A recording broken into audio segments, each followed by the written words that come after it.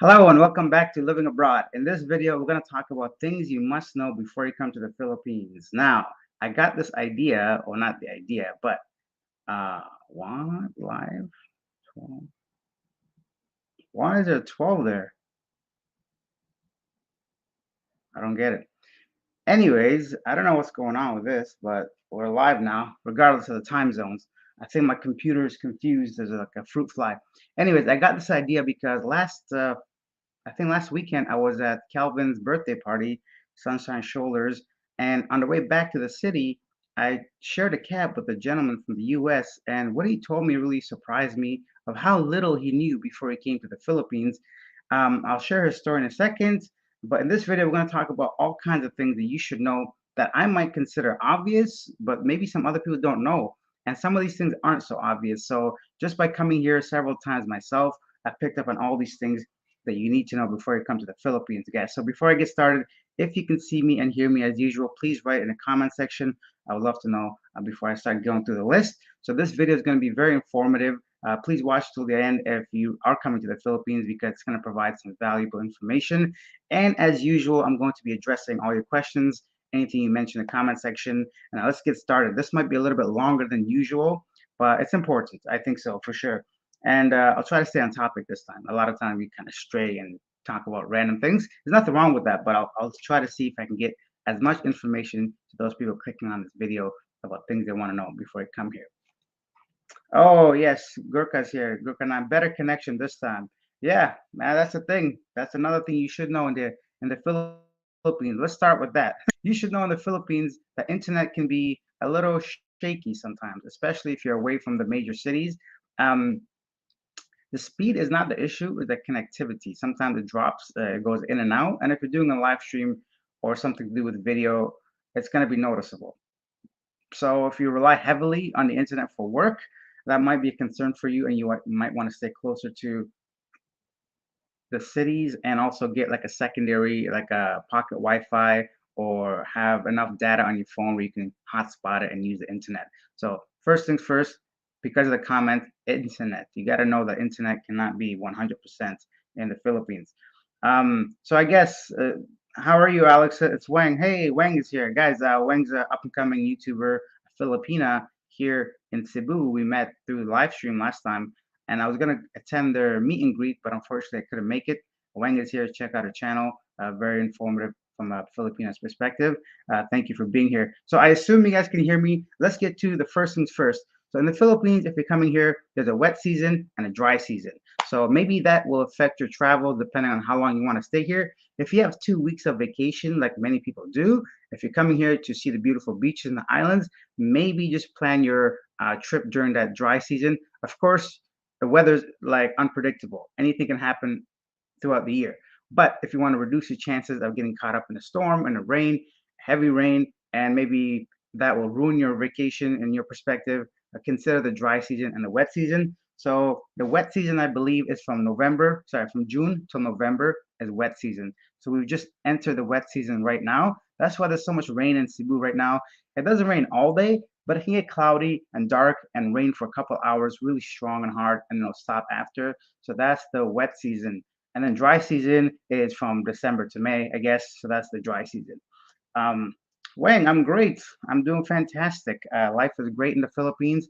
Now I'm settling comfortably. Yesterday, actually, I went yesterday. Yeah, yesterday I went and extended my visa in the Philippines. We're gonna talk about visas in a second, and I got a full-on dedicated video about how to extend your visa step by step. I even have the application to show you guys exactly what you expect to fill out on that extension. Billy Bob Thornton's here. Billy, what are your favorite cities in the Philippines? That's a great question. Depends. For travel and like holiday spot and relaxing, I really, really like Malapascua. Malapascua is the northern tip of Cebu Island, and it's quite a drive to get there. I think 3 or 4 hours and a 2 hour boat ride or something. But once you're there, it's a beautiful, secluded almost, not really, but it's a really calm beach. Lots of white sands, not too many people there, but there's a handful of expats that live there, mainly from Spain and the US, and they have several different restaurants along the beach and cafes and dive shops. So Malapascua is famous for is thresher sharks. It's one of the only places in the world where you can go scuba diving and see thresher sharks. So for me, that was quite the experience. I didn't go scuba diving, but just to know that I'm in an area where it's like one of the only places in the world to see them, it's kind of neat, you know. And yeah, I really enjoyed my stay there. Palm and I went there last year, and it was fantastic. We had a great time. We rented a motorbike. You can go through the islands. The locals were super friendly. So Malapascua is one of my favorite places as far as vacation spots. And I've been to Dumaguete, Manila a little bit, and Cebu. And for that, just like long-term living, Cebu is my home, I feel like. So I really like staying here in Cebu because it provides me with all the conveniences that I want. Everybody speaks English. I can make videos comfortably, and the lifestyle, like the standards of apartments and stuff, is pretty good. So that's why I like Cebu. What city good for you and single looking to date? BGC, Cebu, Makati. Yeah, Billy, I don't know much about Manila, to be honest. Many people say that's the place to be. For me, Cebu is just fine for dating. There's lots of women here because of the call centers and the work that they come from different cities to work here. So it's really easy to meet people in Cebu. Um, Sickness, sickness. Thank you, bro, Alex, for having a sensible mind. Oh, thank you. That's a very big compliment. I appreciate that. Yeah. So, Tall Barber, hello, welcome everybody. Hey, Alex, glad to see you're back in the Philippines. Glad to be here. Thank you so much, Tall Barber. So, in this video, we're talking about dry season and wet season. That's what we discussed so far about what you need to know before coming to the Philippines. Now, next on the list is your documents. You know, this is so easy, but you need to know this. Of course, you have to have a passport that has enough time on it before you can travel. Some people, you don't look at your passport often enough, right? So not only does it have to be valid, but it's got to be valid for additional 6 months after your arrival date. So let's say that you are arriving in the Philippines on June 1st and your passport expires in October. They may not even let you board, honestly. So you have to have a passport that's valid for 6 months at least. So even if you're coming here for 30 days or something and you don't plan to stay here 6 months, make sure your passport has 6 months on it. And if you're coming from a country that doesn't have visa um, waiver, right? So the U.S., Canada, Australia, many European countries, to be sure that you have. Am I in the right thing here? I'm so confused. Like on my live screen, this says I've been doing a live for 12 hours. No way I've been live for 12. Anyways, so yeah, if you need a visa, be sure to have your tourist visa before coming to the Philippines as well, because yeah, you need that. So very simple, but very important. Be sure to have your passport valid for 6 additional months. Have you thought about Mindanao? I have thought about Mindanao, and I've spoken to some people on the streets when I do my street interviews. They are from Mindanao, and they usually seem really, really nice and a little bit different. I don't know how, but you can tell they're not from Cebu somehow. Maybe their accent, the way they speak, even just their physical appearance, not really. But I don't know. I would love to visit Mindanao, and I just have to figure out a time and a reason to go there. I mean, the reason would be travel, but I'm gonna be here for a while, so I'll figure that out. I'd love to visit Mindanao and Davao area for sure. Hey, RV makes some very good points. So here during the wet season, during heavy rain, you have to prepare for floods. Depending on your living condition, if you're gonna be building a house, renting a house, if you're living in high-rise building or something, but the roads can get flooded. The traffic will get insane during a wet season. So when the roads are flooded, you can't move. You can't obviously drive through, knee-high water. So you have to wait till that water drains down and then you can travel.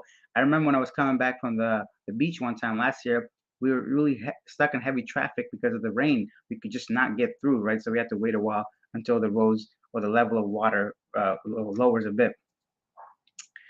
David Nandwani is here. Alex, will you be heading to Davao anytime soon? I don't have any plans, but I want to, guys. I really want to do this, but once again, I'm not a wealthy person, so all this stuff takes planning and cost.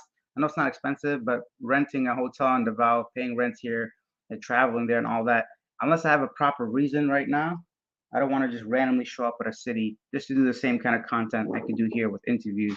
What is a fruit fly doing here? It's annoying me. Anyway, so let's get back to the questions. General Santos is on my list of places. If I could, I'll visit everywhere. It's Wang says, don't forget to like the live stream, everyone, and take care of you, Alex. Thanks. Thanks for being here, Wang, and thank you for promoting the channel. And yeah, guys, if you found this informative and entertaining, hit the like button.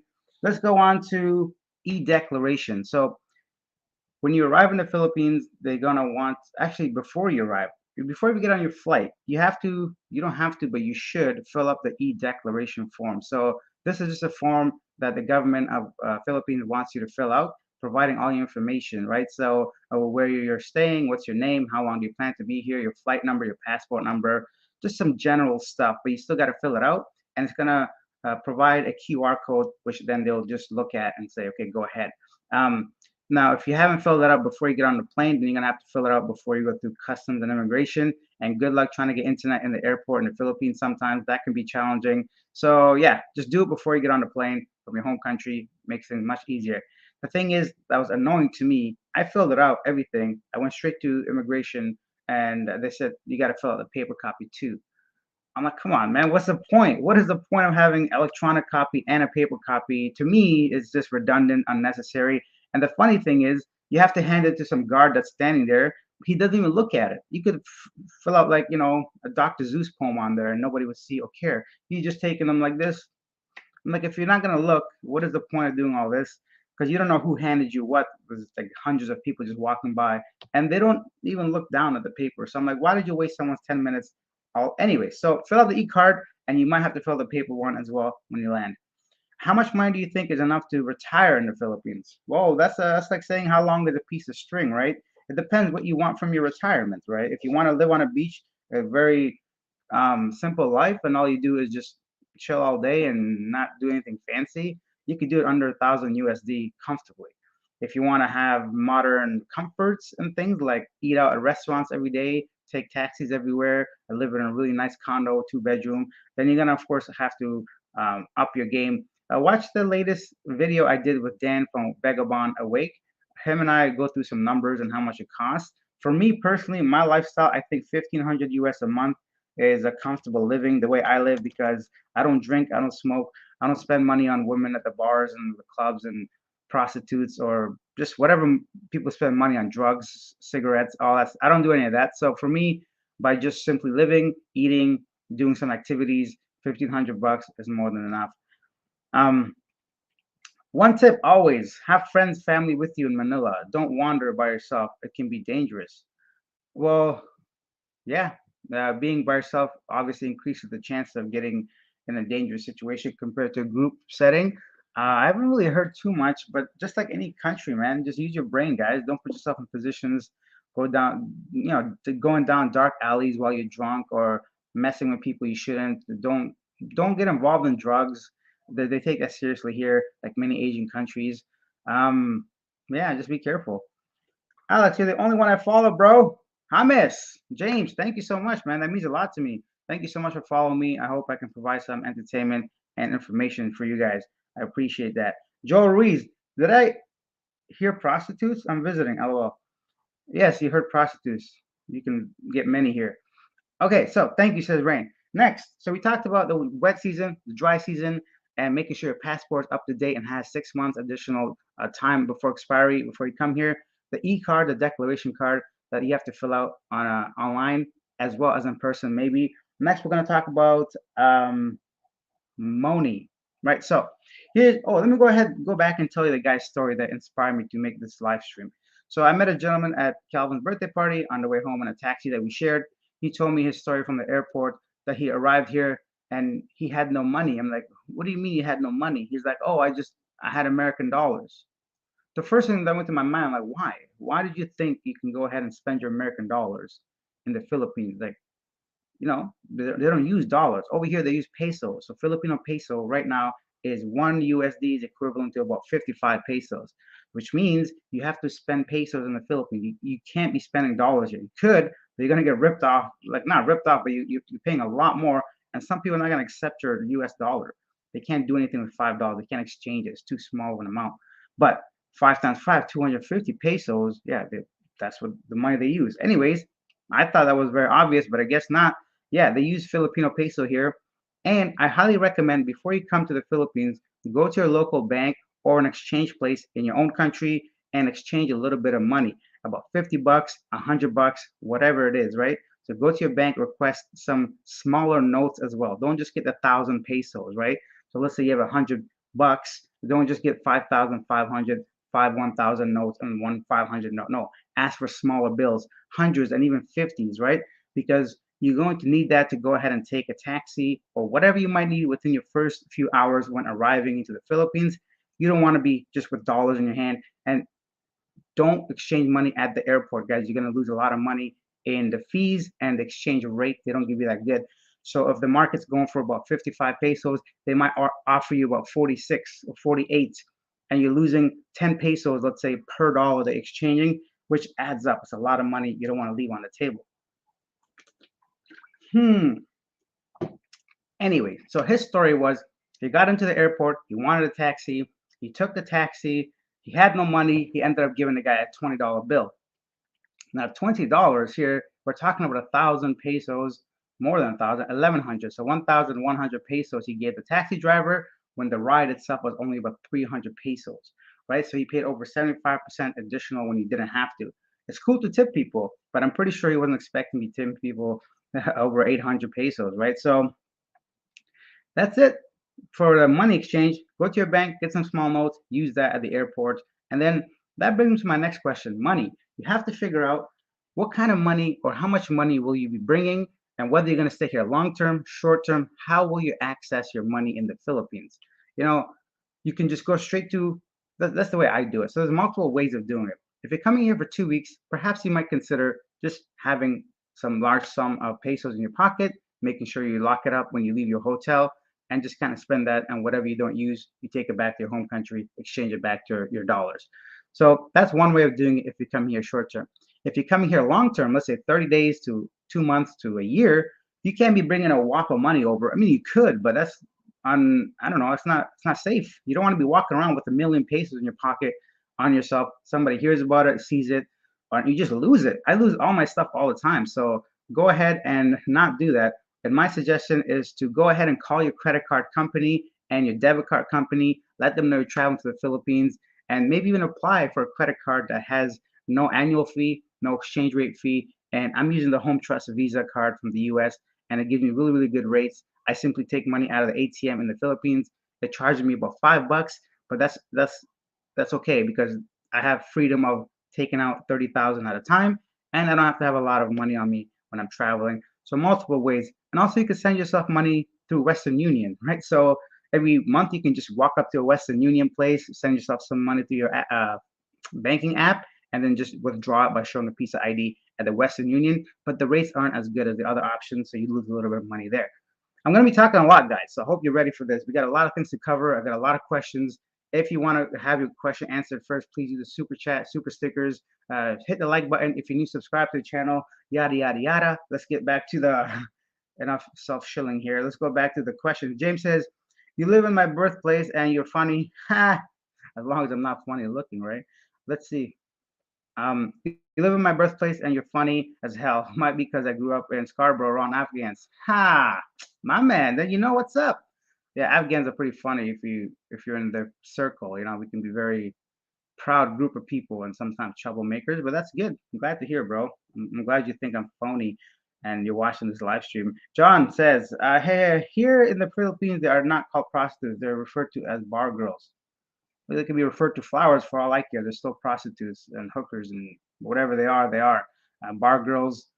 Guys, by the way, I personally don't care. Like, if you hire, actually, I envy the people that pay for women, to be honest, and the women that make money from being using their body, because the guys that spent money here on women, they save their time. They're not texting people back and forth for days. They're not chasing them. They're not buying them dinners and all this stuff that's gonna add up more than the prostitute's fee or the bar girl's fee to buy them a drink. So yeah, I'm good on you, man. That's no nothing wrong with that, and it saves time, saves money. It's very direct, and both parties get beneficial, like mutual benefits. You know, so all good for you guys. And don't be offended or something if I call them prostitutes. It's just a word. It doesn't mean anything. Bar girls, sure. Party girls, or I don't know what else they're called. Party girls? I just made that one up. Anyways, yeah, okay. So bar girls, if you're spending money on them. Joe says, honestly, after considering Da Nang and Manila, I decided Da Nang in Vietnam. This works remotely for 6 months. I feel Manila might be a little too polluted for my taste. Yeah, Da Nang. I've always wanted to visit Da Nang. I've been to Ho Chi Minh, Hanoi, and Ha Long Bay, and I know Da Nang is really popular amongst digital nomads, and just the way the city is and the shape and size of it. Uh, and Vietnamese food is great too. So yeah, great option. That was a stupid question, prostitutes. World Traveler Forever. I found that exchange booths at Manila Airport give a much better rate than ones in Makati. So that's city specific. World Wanderer knows about some exchange rates. If you guys want those tips, the ones in Manila Airport give better rates than the Makati ones. James, I just got on and you might have covered this. How much did you go to the Philippines originally worth? Sorry for the spelling. I'm driving. How much did you go to the Philippines originally with? Oh, I came here with honestly like 100 pesos. Not even, no, not, I mean, 1,000 pesos. I had some Indonesian, Singaporean dollars. I exchanged it. I only had about a 20 bucks equivalent, but that was just to get me to my hotel, to my apartment. I always withdraw from the ATM machines. For me, that's my way of banking and accessing my money. It's just much more convenient that way. So not too much. Johnny Lawrence says, who watches your properties when you're overseas? Too many deadbeat tenants in Ontario who won't pay and wreck your place, won't do maintenance, etc. So you have two options, Johnny Lawrence. Try to rent to someone you know. You know, a lot of people have rental needs, friends, family.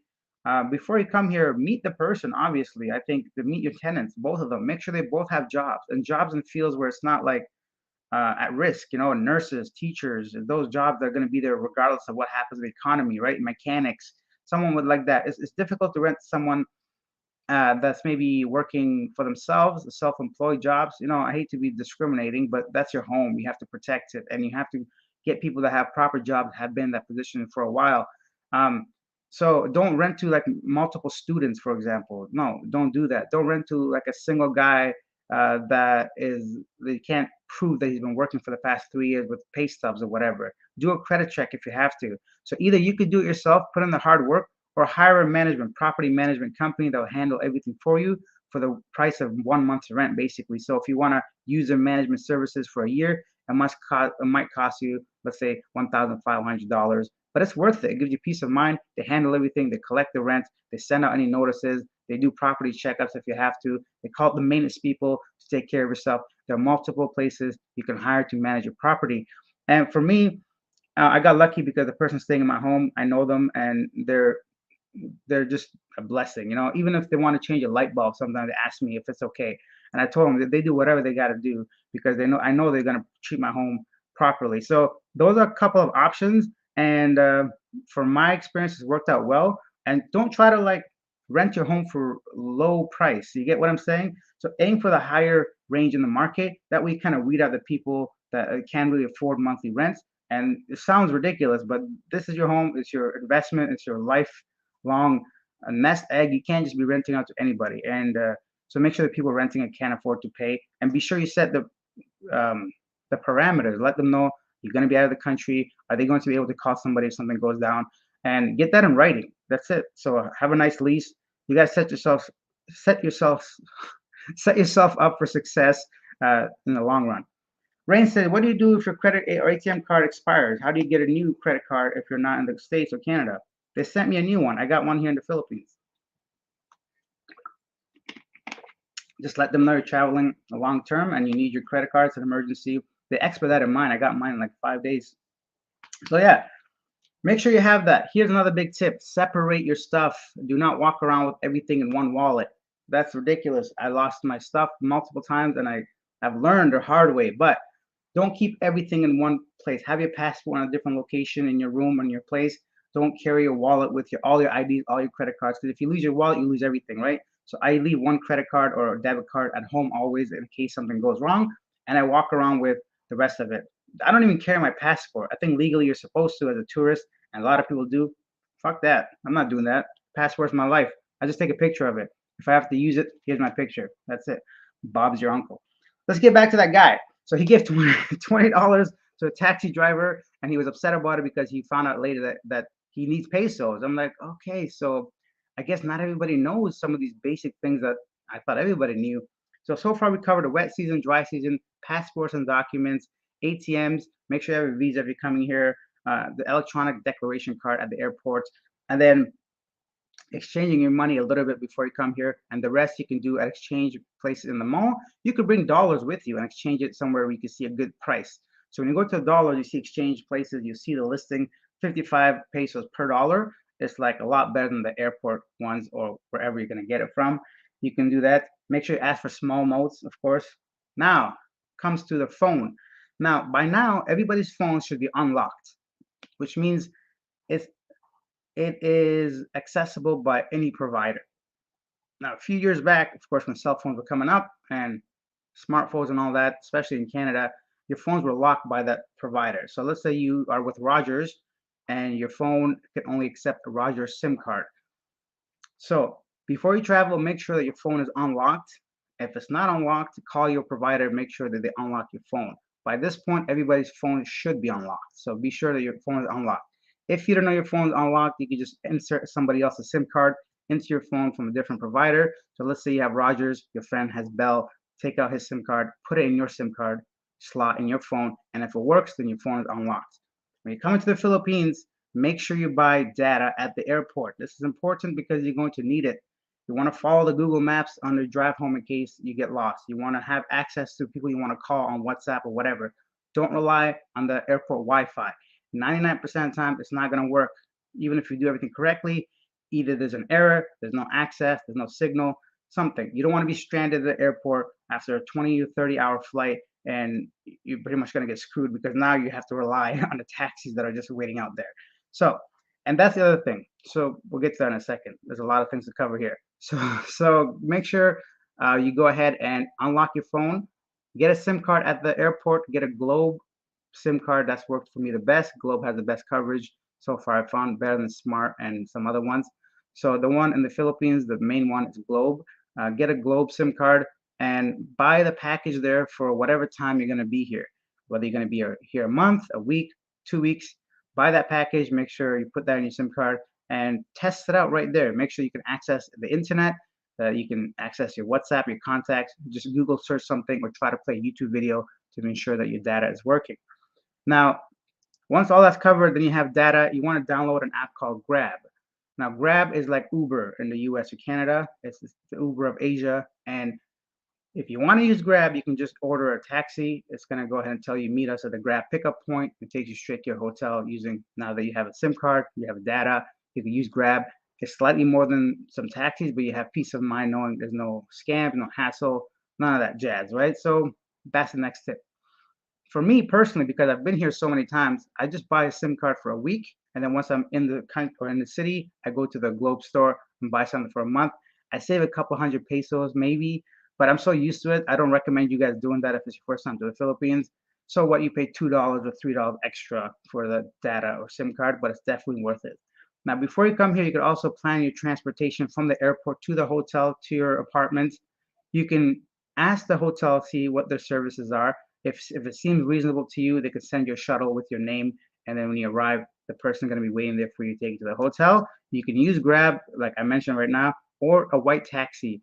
So in the Philippines, there are taxis at the airport. There are different levels, right? You can have a luxury taxi, a premier taxi, and just a regular taxi. So just ask the security guard, whoever the information desk, where are the metered taxis? When you go there, they usually write it on a piece of paper. They write the license plate of the taxi itself, the destination, and they give you a piece of paper just to have something to hold on to in case there's any problems. In Manila, I don't know, but in Cebu, taxis are very good. Just ask for the white taxis. They're very, very good. I've never had any problems. They might ask you how much do you want to pay a set price. That's just because they don't want to pay like the meter, the commission and all that. I usually say, no, the meter's fine. They're okay with it. But if you know how much it's going to cost you anyways, you can go ahead and set that. Now that's how you deal with the taxis and the transportation. Oh, also download, or not download, feel free to use an app called Klook, Klook.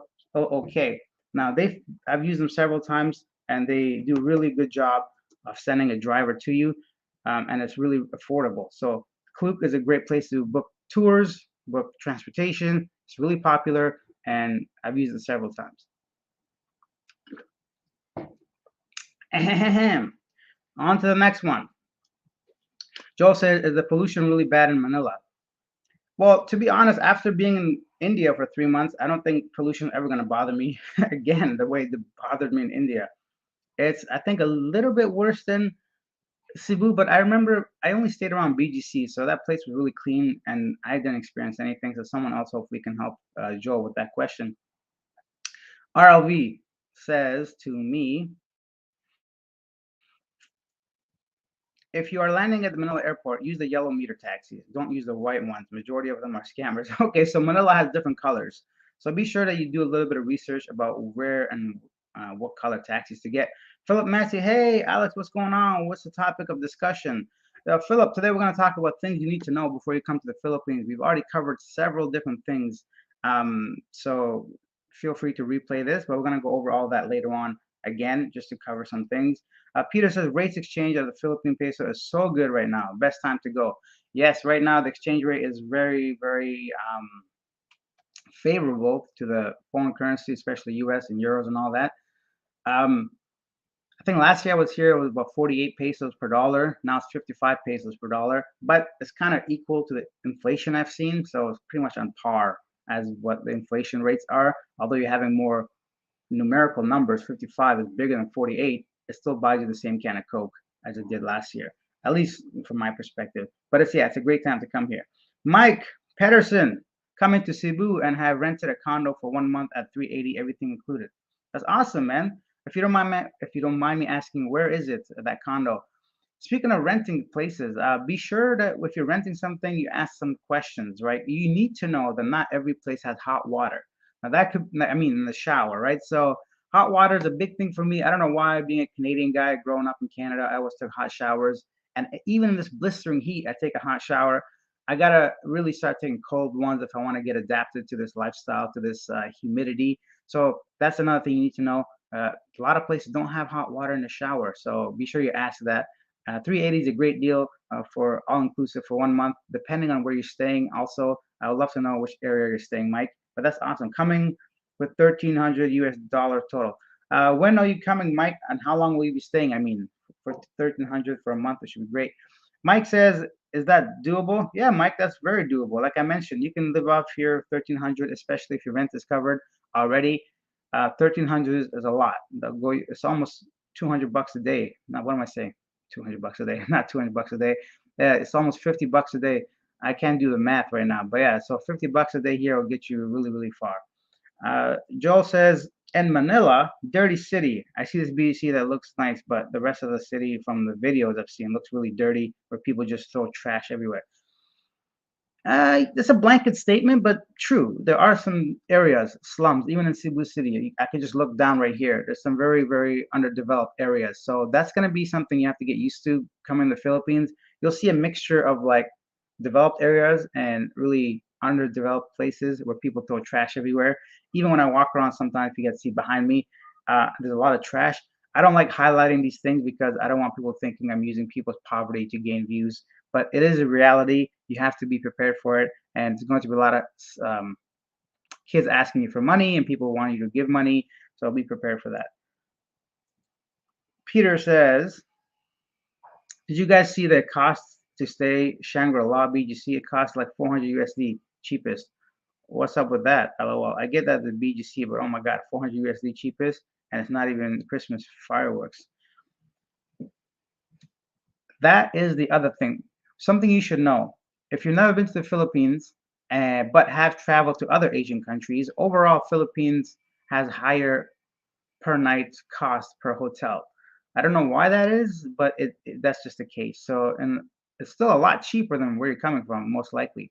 But as far as for Asian countries, Philippines, in my experience, has a higher rate of cost per night per hotel, and unfortunately, at lower quality. That's just the way it is here, from my experience of just in Cebu.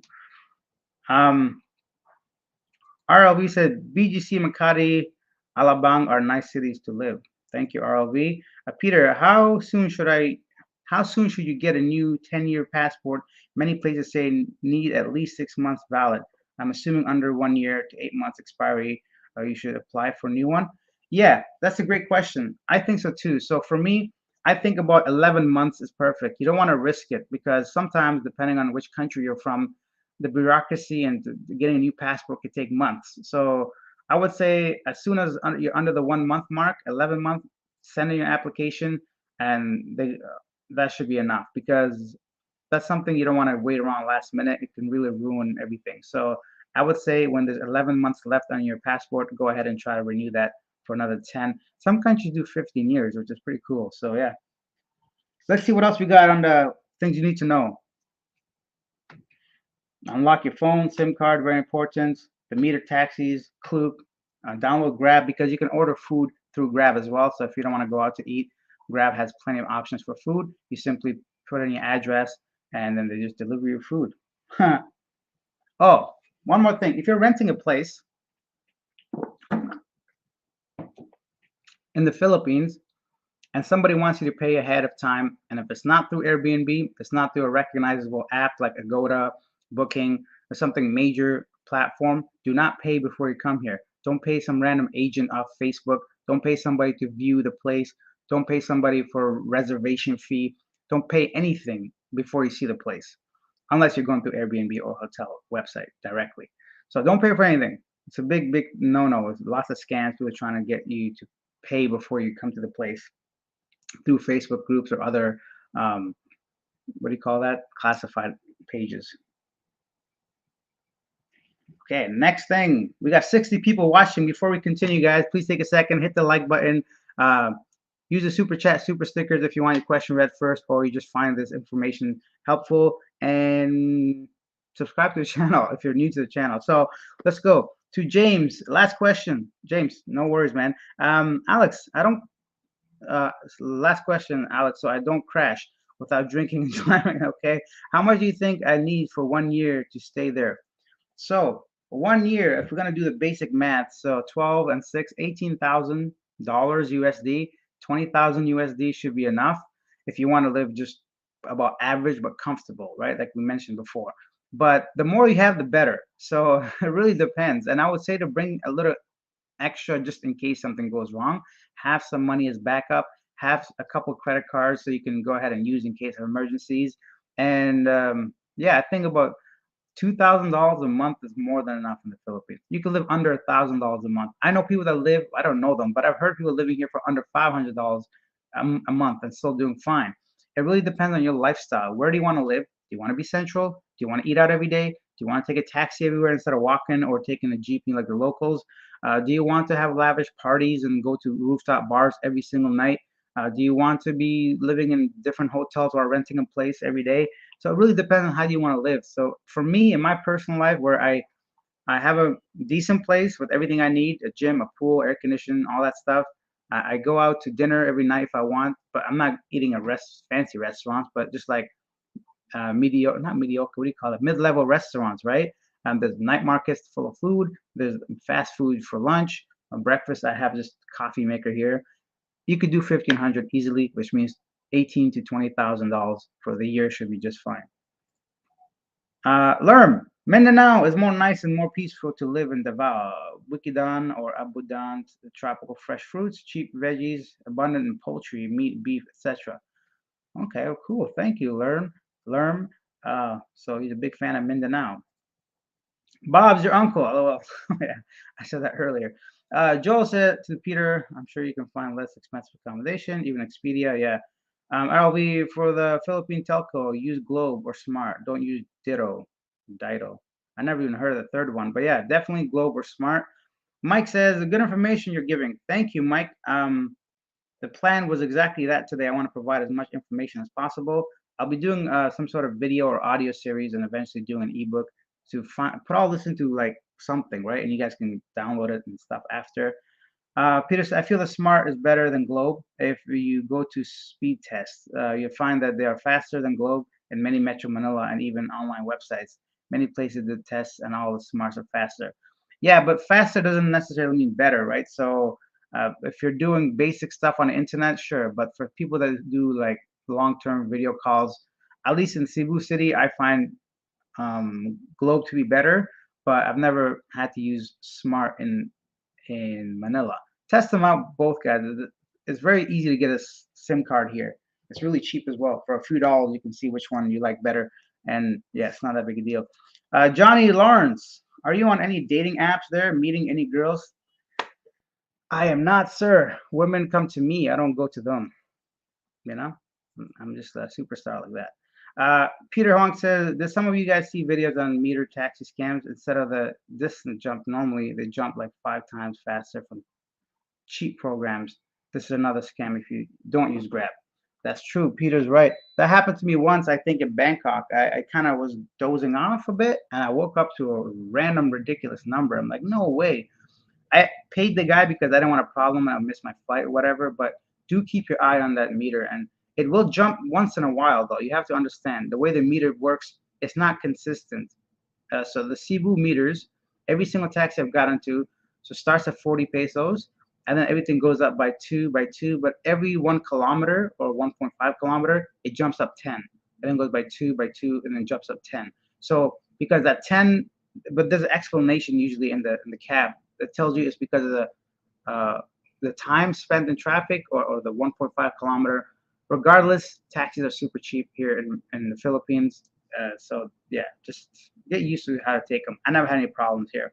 Billy, can you find rooms for 10 to 15K peso per month in your area? No, I cannot. Rooms, yes, you can find rooms for under 3,000 if you want. You can stay with some random person and use their bathroom like everybody else. You could have a shared kitchen. You can have roaches everywhere. You can actually find, yeah, $60 a month, a room, just a room. But if you want your own place, an apartment, a decent kind of living, 10K is too low, at least for this area, in IT Park and Ayala business area. It's not gonna happen. 15K, you might find something, but maybe a little bit older apartment or right outside of the area here. But in that case, you might pay the condo dues. You might have to pay random things, which will put you pretty much around what I'm paying anyway. So you might as well just come to the city. Not to consider every time you want to go somewhere from outer skirt areas, you have to take a taxi or a motorbike or Grab. When you do the math, by the end of the month, you might have to spend 2 or 3,000 on transportation anyways. So why not just stay a little bit more centrally and just walk your ass to different places? 15K is a little too much, but I've seen 17 to 20, but they don't really include much. So they don't have a gym maybe, they don't have a pool maybe, or you might have to pay their condo dues. Here in the Philippines, some owners expect you to pay the condo dues. I'm not doing that. Just put that into the price. Stupid principle thing with me. I'm not gonna pay your condo dues. But just put it into the price of the month and I'll pay that. I know it's silly, but and I mentioned last time somebody wanted to pay the administration fee. I'm like, what is that? They said it's 100 pesos. I'm like, I'm not paying that. $2. Why don't you just like, come on, man. It's already red flags for me. I'm like, I'm just gonna rent from somebody else. Mike's coming in February. Cool. Billy, how's Christmas in Cebu? Billy, I've never been here for Christmas actually, but I hear it's awesome. Whoa, we got 80 people watching this. We're getting back up to numbers of Philippines of last year before I left. We're hitting like 200 viewers. So guys, thank you for being here. 80 of you guys. Big thank you to all of you for watching. We've discussed many things and we got a lot more coming though, so stick around. But I hear Christmas is great. What is Klook? Also, I hate Windows. How do you get this? Anyways, what is Klook? Also, what is Gcash? So Gcash is their primary payment system here in the Philippines, electronic payment system. I haven't tried to use Gcash, but everywhere accepts Gcash. So you can pay with Gcash. It's just an application like Apple Pay or whatever else, Alipay, any kind of payment system. And you have to link up your account to Gcash, upload some money on Gcash, and then use that as it's like a debit card you put money into. And Klook is a travel app. So Klook helps you organize events. They pick you up and drop you off, tours if you want to take them. Check out Klook, guys. It's really reputable. It's really affordable. And yeah, I highly recommend it, especially if you want to go to some of these islands. If you're coming to Cebu, you're going to want to go to Bohol, Malapascua, Bantayan, Mualboal, all these beautiful places around here. And Klook would be a great way to do that without getting ripped off or scammed or paying over like too much money. I'll give you an example. To get from Cebu City to Mualboal, which is about 3.5 hour drive with a taxi, is 3,500 pesos. Now that's about $70. right? But it's a taxi. It's a private taxi for a 4-hour ride. It's still not bad at all. But you could pay probably 8% of that, like only 200 pesos, and take a public bus. And with, you're sitting on a seat. That's it, like with other people. And I'm just saying those are like the differences in prices. You could travel cheap. You could travel comfortably and overpay.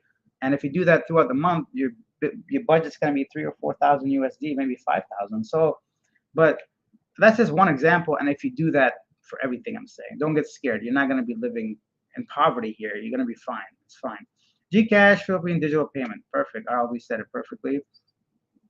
Hey, Matthew's here. Matthew, thank you so much, man, for the $5. Great work with Dan. Leave one good penny for me in Cebu as renting or retiring and moving there later this year. I'll be looking for a place about 35K all in.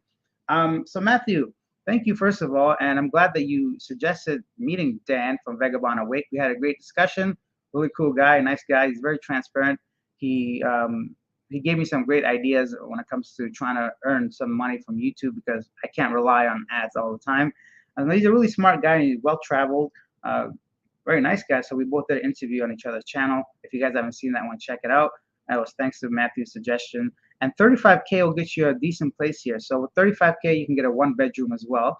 And 35K all in, you can get a place here in IT Park. You can get pretty much a place almost anywhere. It's a good budget to have. And I suggest for you, maybe with that budget, to check out Selenia, or Selenia is a good one for 35K. But let me know when you're closer to that date, and we'll try to help you out get a place or find a place for sure, Matthew. Anyways, thank you so much for that $5. Let's get back to the questions if I could find it.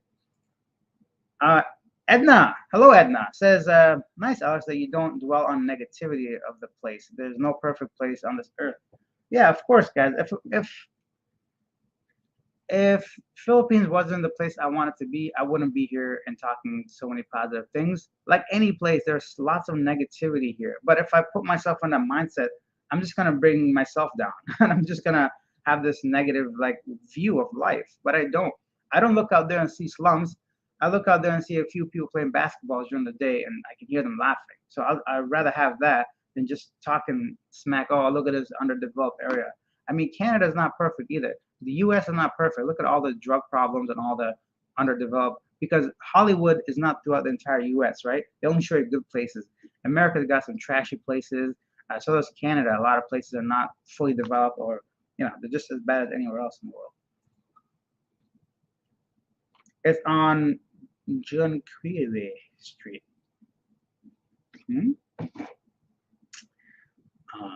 Okay. Why you Philippines, not Thailand? Why you Philippines, not Thailand? Peanut butter, because Thailand doesn't want me there. Because Thai government kicks me out after 30 days, after 60 days maximum. I don't want to be in a place that I'm not wanted, okay? That's why. Now, what is decent rent amount per month? Once again, decent depends on what you consider decent. But the range here for a livable place would be around 17 to 35,000 range. So it depends on how much luxury you want within that price. I personally am paying only 22,000 a month. So for me, but that's because I know the owner. She hooked me up a little bit. 22,000 is a good price to have some of the amenities that this place has. The approximation to IT Park and Ayala Mall. So 22. This place you might get for about 25 to 28 regularly, but she's very nice enough to help me out. 22,000 I'm paying. That's about 400 USD.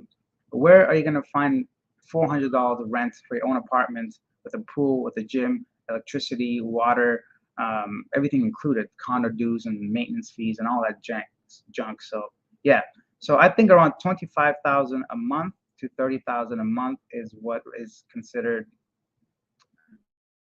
doable and average and decent for sure. Do you think Canada and US is too expensive right now and too much going on politically? One of the reasons I'm considering leaving. That's primarily why I left. I mean, I love traveling. It's my passion. But that wasn't the only thing that made me decide to travel and leave. A lot of it had to do with exactly what you're saying. I don't want to be in a country where I have to have 2 jobs just to pay rent. Like it doesn't make any sense, Canadian living.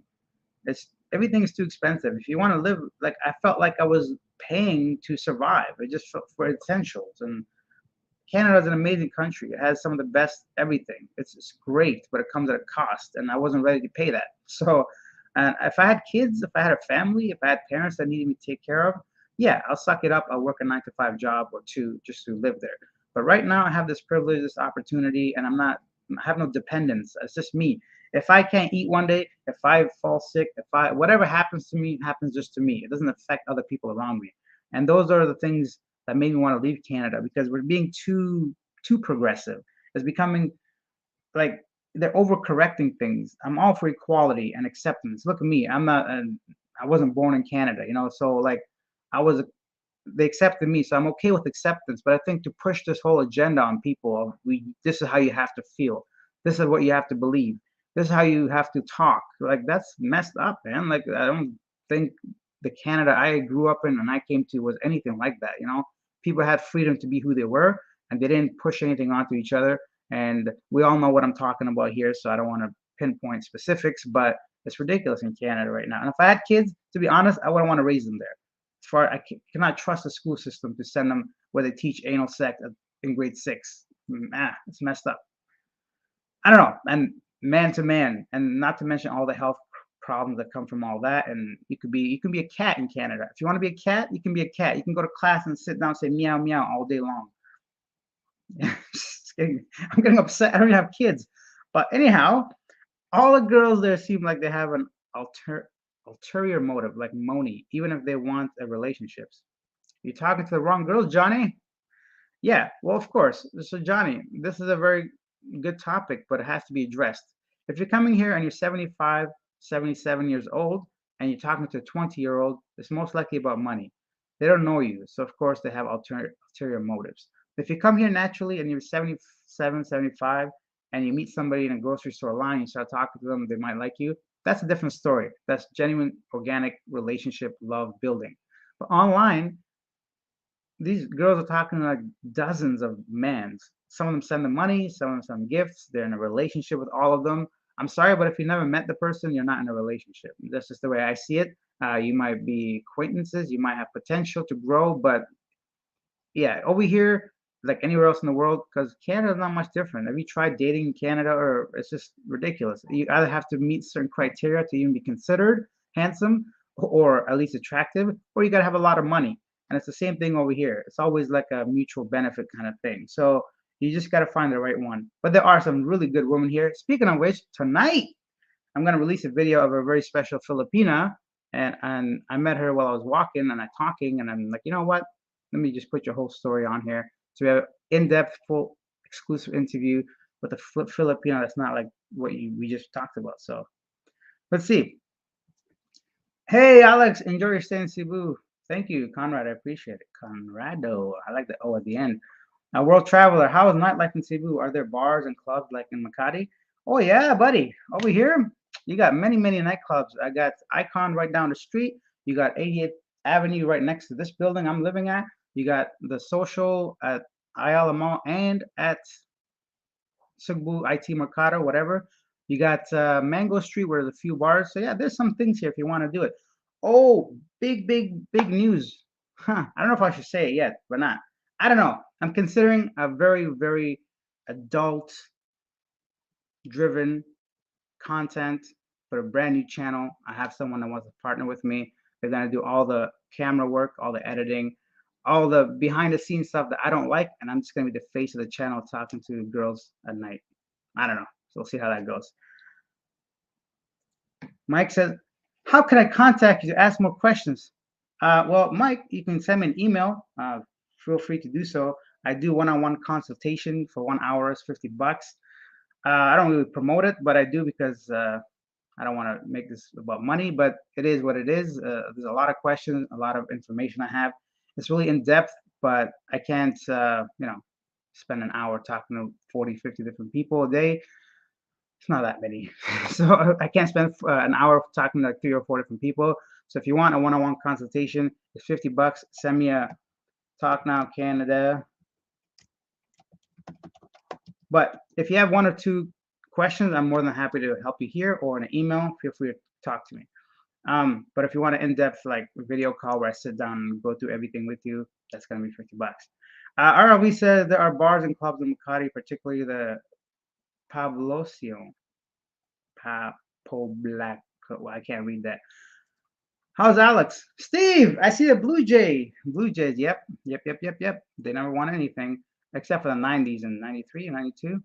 I used to watch Blue Jay games often. I used to work for a company, a subsidiary of Netflix, and we used to get lots of perks. And it was right next to the Blue Jay Stadium, so we used to go there and watch some games. Alex is great. Alex is doing fantastic. Oh, Matthew again. Matthew, man, thank you so much for the $5. Said still hoping for your vlog later and start membership level 499.99 etc. for your channel. Yes, Matthew, I got the membership thing is all set up now. I just have to make a video for it and push it out. Hopefully within a week I'll have that ready. And the pricing is going to be $4.99, $14.99, and $19 or $29.99. But it's going to offer a lot. And the premium level, I'm going to give people my personal WhatsApp number, and we're going to have a group where we discuss everything. And it's going to be a lot more in depth. Not that I'm lying through any of these live streams or whatever, but I don't get into details as much just because I'm trying to respect everybody. There's too many people watching, too many age groups, too many different, like there's some females, some males, people living here, foreigners. So for the premium level, all that's gonna, no filters basically, right? So we're gonna go deep into it. I'm gonna share videos. I'm gonna share proper links. There's gonna be pictures. There's gonna be like a whole community if you're part of that a premium level. Same with so we're gonna do like coach. We're gonna think of it like a travel. So the first class is going to be coach, the second is going to be business, and the third is going to be first class. So plain classes, and it's going to be different prices starting at $4.99 because I need to fund myself doing all this every day. I'm a full-time YouTuber now, so I'm going to release that, but in return I'm going to provide stuff like this. Like today I sat down and I wrote 2 pages of things you need to know, and we're going to have different topics. We'll have lots of things coming to the channel. So yeah, definitely. Thank you, Matthew. Late Tim, I'll get there for sure. Let's get back to the questions. Sorry, guys, give me 1 second. RLV says, August and September in Metro Manila, we will be hosting the World Cup of Hoops. The World Cup of the FIBA World Cups, the basketball. Another thing you need to know in the Philippines, they're crazy about basketball, right? So they love basketball here. The NBA has a huge influence on the teenagers here. They love it. Particularly area Pasay, Quezon City, and Balkan. Very good. RLV knows a lot about Manila area. Thank you. I'm single too, no kids. That's why I'm considering the Philippines. Yeah, for sure. So here's another tip, guys. Excuse me. If you haven't been here, I highly recommend you come for a visit before you completely take the leap, right? So if you can, I know it's going to be costly, but it's worth it to go ahead and spend that plane ticket, right? Come here for vacation. Spend 2-4 weeks here. Go to some of the places they're considering and living and see what life could be like. There's one thing about me sitting here telling you what it is, but it might be a whole different thing when you come here. You might not be able to handle the heat. A simple thing like that might just be like, you know what, I can't live here. I'd rather go to Portugal. Best weather in the world, by the way. So it's like, I'd rather go to Portugal where it's 20 degrees all year round, sunny every day, and without worrying about humidity and typhoons and all that. So who knows? But you might come here and just fall in love with the place immediately, like I did. I'm like, you know what? I like this place. I like the people, the smiling people, the friendliness, the openness, the approachability. So go away, fruit fly. So I highly recommend take that little 2-week vacation. Come here and see if you like the place. Spend a little bit of time in Dumaguete or wherever you want to go, right? Spend a week in here and there and see what life can be like. See yourself living there, right? Interact with the locals, and that's it. So definitely. I have a really good job in the US, but I have no time to enjoy my life. It's so difficult to just pack up and leave. Much respect, but I'm not brave enough to do that yet. Philip Messi, that's totally fine, man. 99% of the world feels the same way as you. Like, it's easy to talk all this while I'm doing it, because I'm already in it. But it's not easy to give up a stable job, a good job, and then take a leap to go to a brand new country and just do it. So it's totally, there's nothing wrong with that, man. I personally, I came and I saw and I wanted more. That's what happened. And I was at a position where I'm like, I'm an able body. God gave me a brain and arms and legs. And the worst case scenario, I'll do a minimum wage job in Canada, a labor job, anything, right? Just to go back and live the way everybody else lives. but I took a leap, and it's a struggle. I'll admit, like these months, I'm not like out here living a lavish lifestyle. Some days I'm just like looking at the numbers, and I'm like worried that, oh, will this month YouTube ads be enough to cover my expenses, or do I have to like do some online teaching or some random thing to try to earn a little bit more money? So it's not easy. It's not out here, even with 80,000 subscribers and millions of views on YouTube. I'm barely getting by, guys. So don't let some of these people fool you. Not every YouTuber is doing well just based off YouTube. They either have a pension, they have savings, they have money from investments. It's not just YouTube. There's a very few amount of people doing well on YouTube because of YouTube. For me, it's just like enough for now. But yeah, it's not easy to do all that. So don't feel bad, or whenever you're ready, you take that leap. Come here first, and I want a GF. Don't do it online. Yes. I think that could be a whole different topic for a different day. We're going to talk about online dating and long-term or LDR, long-distance relationships. So we won't get too sidetracked, but yeah, definitely find your girlfriend in person. I know it's easy to talk to them online, but it's just online, right? So it's just really difficult to have a genuine connection online. It's not impossible, and maybe you found your significant other that way, which is awesome. But for the majority of people, it's probably best to just do it once you're here, because you want to meet them, you want to see them, you want to actually be involved in a relationship. Online can be really emotionally draining, at least, you know. What's next? Ferries. So you have to consider here. I would not recommend traveling anywhere by ferry that's overnight. So I was talking to somebody the other day, and they were telling me about how they woke up with cockroaches all over them. So on their neck, on their shirt. And they said it didn't matter which class they took, they had roaches on the ferries. That's alone for me to take a flight. I'm sorry, I'll pay a little bit more to not have roaches crawling on me. Because yeah, this is the way the ferries are, and sometimes it can be dangerous. Philippines doesn't have a very good track record of ocean safety, even though they're really heavily reliant on traveling through the seas. And but the main point of traveling by ferry was that it's really weather reliant. So sometimes they get canceled, sometimes they're oversold tickets. So be sure that you check the ferries properly, do a lot of research before you book, or like completely rely on the system. So go there if you want the day of, I mean, sorry, the day before, and ask them questions, before you get there if you can, if it's close enough. Yeah, so just double check the ferry schedule. And it's really reliant on the weather. They might cancel, and all kinds of things. Here's another thing you should know before coming here. You're gonna get, no matter what the situation is, whether you're buying something or mainly just buying stuff at the grocery store, at the coffee shop, at the restaurant, expect that they're going to be out of stuff a lot. So if you really wanted pancakes, have a second option. They might be out of pancakes at the pancake house, or they might not have Coca-Cola at McDonald's, or like just little things. They might be out of stock on a lot of different things. Be prepared for that. This is the island. They don't. It's just the supply chain doesn't work the same way as like a landlocked country would. And also they're just out of stock sometimes, but it happens quite often. So just be prepared for that and before you mentally lose it. So Joel says it's expensive where I live since we need to fund the greatest military in the world, so the world feels safer. Yeah, I don't think the world gives a shit, bro. You guys, I don't think the world feels safer with the U.S. Army having. I think you're being sarcastic, so I'm not gonna give you. But yeah, the U.S. does spend a lot of money on the military, but yeah, U.S. getting expensive too, just like Canada. Kufax 174 says everything you say is correct.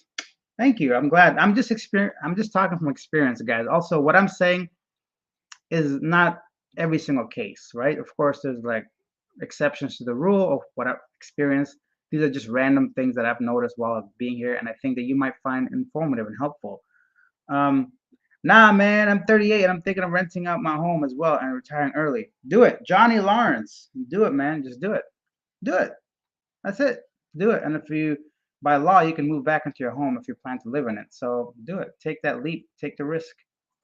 I'm glad to see you're back, Alex. I was in for months back in Canada doing the rat race. Yeah, it's a tough life, man. I'm hearing that the immigration have changed. Can you clarify? It's just a proposal. So right now, well, unless it's got confirmed in the past day or two, but right now the Philippines immigration is considering not allowing tourists to stay here up to 3 years, as it is the case currently. They want you to go ahead and leave after your first extension, from my understanding, which would be the stupidest thing the Philippines could do. Because, you know, between all the Southeast Asian countries, the number one thing that's keeping people coming here and staying here longer is the fact that they can stay here for 3 years without having to leave the country and continuously renewing their visa. If they take that away, I'm telling you guys, these numbers are going to drop significantly. People are not going to come to the Philippines the way they have been these days. All these people, it's going to be a big mistake. If they even go through with it, I think after a month or two, when they see what happens, they're going to go back to the way it is now. That's just my opinion. I don't know. I think it'll be the stupidest mistake they can make of trying to take away that, 3-year stay for tourists. But right now, I heard it was just a proposal. It hasn't been confirmed yet. Apparently, Marcos is going to make it official on July 4th when he does his like big speech. I have no idea, so I can't say anything. But yes, it has been gone through several stages of passing and becoming a law, which is dumb. Matthew says to Steve, U.S. is brutal, too hard to stomach. Yeah, U.S. got to get the shit together. Philippines not for everyone, but I love it. It's true. Some people don't like it here. A lot of people don't like it here. So, but depends on who you are and what you want in life. Francesco, the Filipino immigration. Yeah, I do the 6 months there and 6 months in Canada. That's a great method too, right? You can have something like that. Spend the summers one place, the winters another place. All right, guys, 86 people. Thank you for.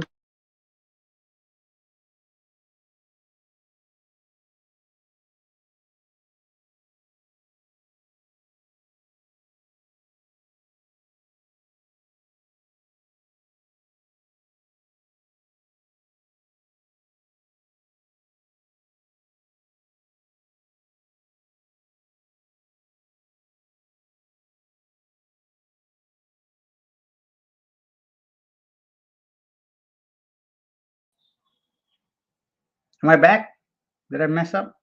My fat thumb hit the camera USB import cord and the camera went off, so the whole thing. Anyways, if you can hear me now, please let me know. Whew. Oh, I thought I lost you guys. So we have 90 people watching this, guys. Take a second, please hit the like button, hit the subscribe button if you're new. I'm just gonna put some water here. And feel free to use the super chat, super stickers to have your question answered quicker. If not, please bear with me. I'm going to get through everybody's questions and these lists of things you need to know before you come to the Philippines.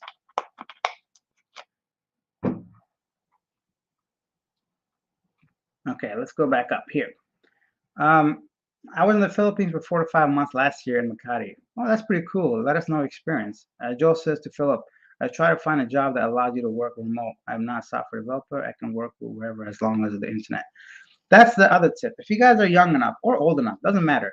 If you can find a job where you can work remotely, that's the ideal case. That's the best case because you're earning USD and spending in local currency. Plus, you're working from home, the comfort online or a cafe or on the beach, right? So that's the new American dream, to work online, to earn USD and spend in local currency in any of these countries. Because I haven't even been to Latin America, guys. I'm planning to go to Mexico, Brazil, Argentina, Peru, Colombia, Bolivia, Chile. I'm gonna go to all these countries, right? So although I love the Philippines, I'm gonna be in and out, right? So you can live in these places for a really comfortable style of living for a lot less. Everything's too expensive in North America right now, so forget that noise. Very nice show, thank you, and regards from Germany. People here crazy as well. Takatuka Tom. Yes, I guess the whole world's crazy. Let's admit, nowhere's perfect, of course. You got Saudi Arabia building that line. Did you guys hear about that?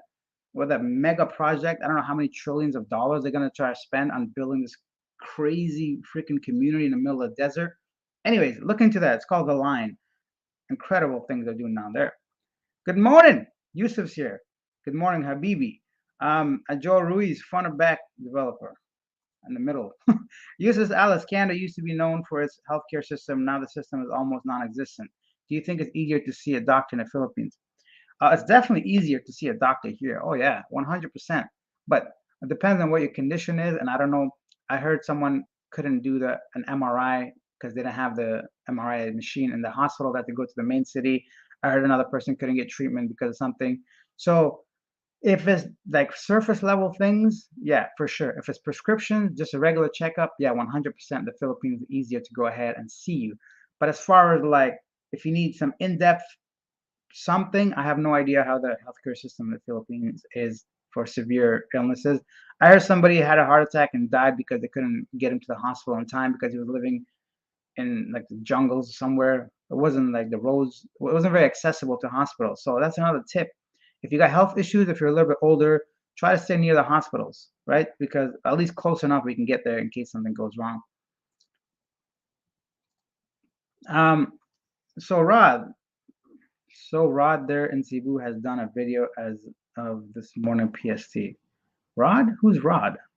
Rod. No clue. I heard it might be 2 years with the new immigration rules. So instead of three, it's two. It's a little better, but it's stupid still. Yeah, if they change the 3 years to stay, it's idiotic. So the only reason I could see that being a thing is that they want to get more money, right? So instead of 3 years, now it's every 2 years. Just increase the freaking rates, man. That's it. Why just do by 33%? And instead of paying 3,000 for extension, just charge 4,000. If somebody's here, they're not gonna say, "Oh, I'm gonna go back to Canada because I don't want to pay another $20 to extend my stay in the Philippines." That's nobody's thinking as a foreigner. So just increase the price of the visa and let people stay here. But if somebody has to keep going out of the country and coming back into the country, that's going to be something that's very deterrent for people. Nobody wants to live that way. I mean, they'll still probably do it, but a lot lesser numbers. Trust me. People just go to Thailand if they can do the same kind of process. They'd rather live in Thailand or some of these other countries because right now, for me, it's the people, but for many other people, it's just the duration of stay here that they're choosing the Philippines over Thailand. Peter, let's go back up to here. Steve says, only thing different first visa extension will be 59 days, Alex, and will need to exit clearance when leaving. It still doesn't make sense. Why? It's just like, I don't know. We'll see what the details are. I don't agree with any of that stuff. Why change something that's been working for so many people for so long? Loud and clear. Thank you, James. I'm glad I'm back, guys. My stupid finger. I need a country where I can live for 15 a month. Many countries. Steve, you can live in the Philippines for 1,500, Thailand, Vietnam, Laos, Cambodia, even Malaysia. We're cutting it close, but Malaysia is very, very nice for 1,500. Georgia, Turkey, Cyprus, Greece, Portugal, not quite, but almost. If you live in the Azores and the islands, and I'm just saying places that I've visited. So Latin America, I'm sure all the countries you could live for 1,500, especially Argentina right now. But I don't know what the political scene is. A lot of things going on, guys. So, hello, I'm from India. Hello, welcome, Habibi. Come here to Dubai. I will once I have some money. Hindi kisa barahi.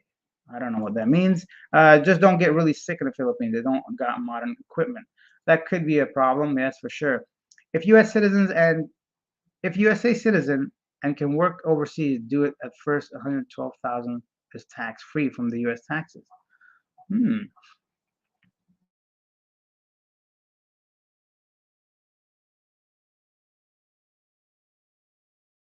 Hey, what happened? Oh, okay, we're back. My dad had a hip replacement in Calibo. It was 10K USD. How much is it usually? I'm sure it's a lot more than that. How is the treatment? I hope it's doing okay. Francisco, he does adventures in the Philippines.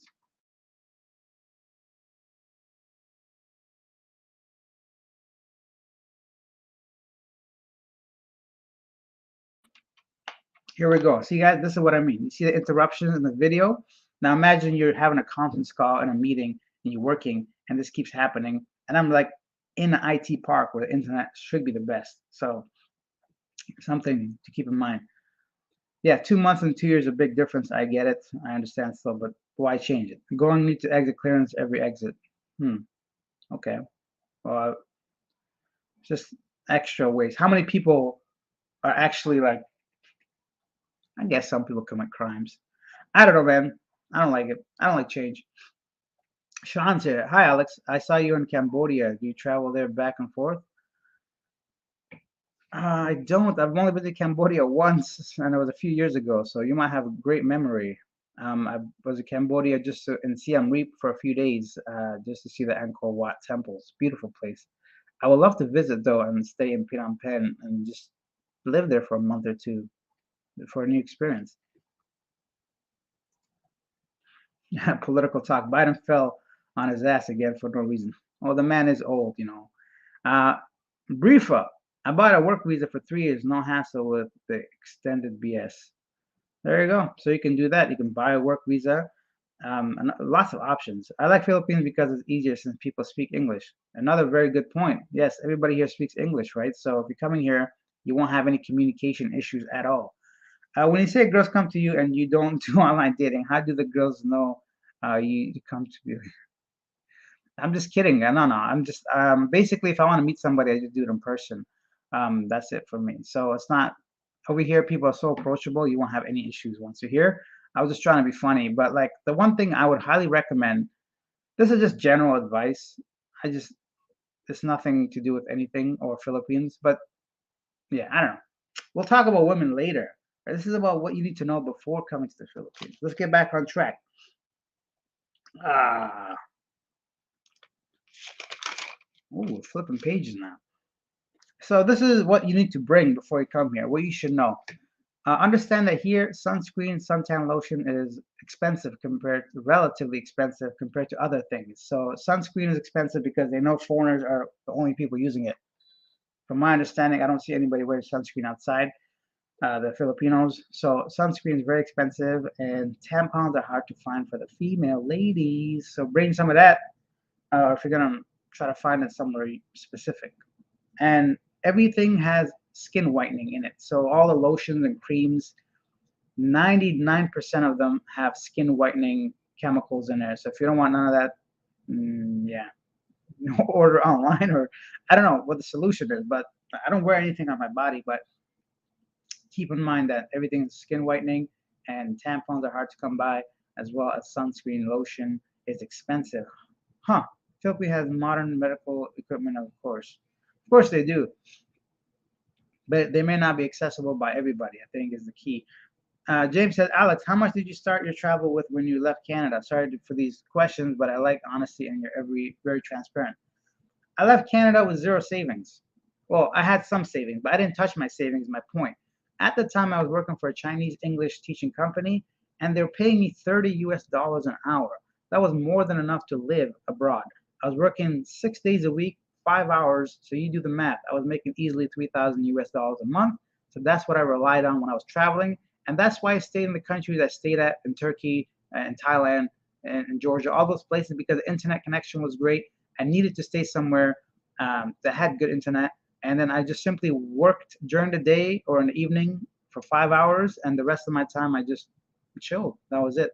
That's how I was able to do it because I had an online job to do it.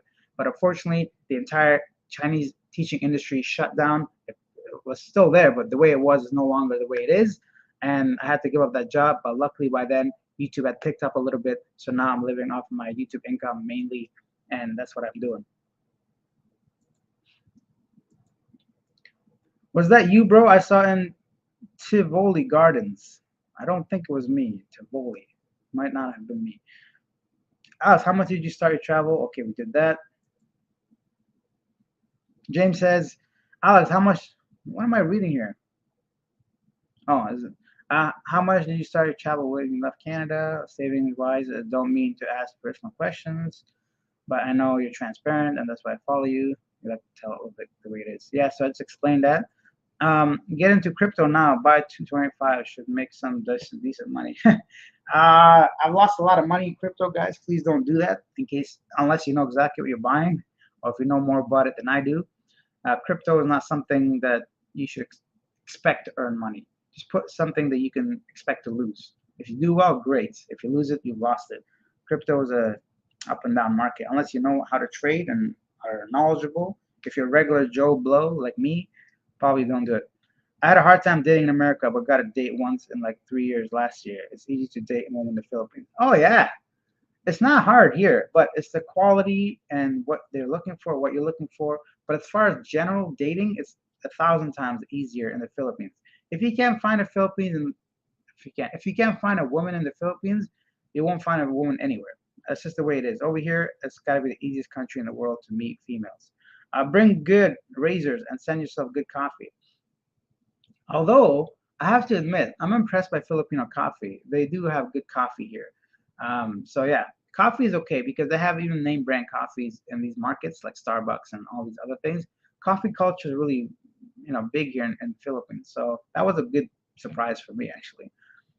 Francisco, I lived in Cebu for 2 years. I used to work in the Philippines AM Life Building for Amazon. Oh, I'm married to a Filipina and I have to go to Dole. What is Dole? Hiring is very racist compared to the Western world. Oh yeah. Oh, Asia is racist as fuck. Like, here's the thing: the U.S., Canada are racist, but it's like discriminatory, hatred, or whatever. Over here, it's the opposite. So they do value your skin color. To the white is better, is what I'm saying in the Philippines. But I guess everywhere. But it's not because they hate darker colored people. They prefer white to anything else. That's just the way it is. And yeah, I don't know how else. So that's why they have the white skin whitening. That's why there's so many clinics here to try to make it skin white. That's why every single Filipino commercial you see is all light skin or mixed people on it. It's never a real Filipino looking person most of the time. So yeah, if you're a white person or have white color skin, you're gonna get hired more than darker people. It's just the way it is. You can deny it all you want, but I'm sorry to offend Filipinos. It's not just the Philippines; it's all of Asia. But that's just because of colonial centuries of that. So, are you turned off by what Canada is today? I am. Oh yeah, I'm embarrassed in a way, man. Canada, like you said earlier, somebody mentioned it was like leading the world in so many things, but now it's like, I don't know, man. I don't know. Canada, get your shit together. Hi, brother. Fresh Aloha's here. I love your channel. Dang, I put my passport application way back in March 6th here in the US. I'm still waiting for my passport in the mail, and I'm scheduled there in late in August. August is 2 months away, bro. So yeah, that's the thing. I know Canada was really backlogged when it came to passports, especially after the pandemic. I hope the U.S. Has a faster processing system. Hopefully, you get it before you come here. Maybe email them to follow up or something, just in case. You gotta link up with the Philippines Life, bro. The Canadian couple. You. I'm just kidding. I already did, man. They're great. Check out the channel. We had on my last video in the Philippines last time. We had a collaboration. Lovely couple. I agree completely. Those guys are awesome. Yeah, we did a video together. So look in the Philippines videos. It was the last channel. I think it was titled something like Filipino food with, I don't know, it's somewhere there. I can't remember the name of it, but we had like this whole video about eating out at the night market. So it's kind of cool. Rick, I like your name, bro. Hi, Alice. Good to see you live again. Good to see you as well. What is passport bro thing? Steve. I like that question. I did a video about passport bros in Thailand. I might do another one here in the Philippines, but the topic is kind of getting washed out a bit. But the passport bros are men that are fed up with women in the West and go to Asia or Latin American countries to find better relationships. That's what they call. They call the passport bros. And it's a reality. Women in the West have very high standards because of social media. Just because they get 100 messages on their Instagram, they think they're queen shit. Some of them are, but they're only gonna attract people. I don't know, man. So a lot of men are getting left behind, and you can't date regularly, so they go to Asia or Latin America to find relationships. The whole thing is like it's just so weird to me. It's like a competition, but nobody really knows what they're fighting for. It's just weird. Women have very high standards, rightfully so, but sometimes the men don't meet those standards and they just go to Asia to find women that they don't want to compete against. So in Asia, people are a lot more submissive. This is a cultural thing, and relationships tend to be there's someone that leads in a relationship, someone that follows.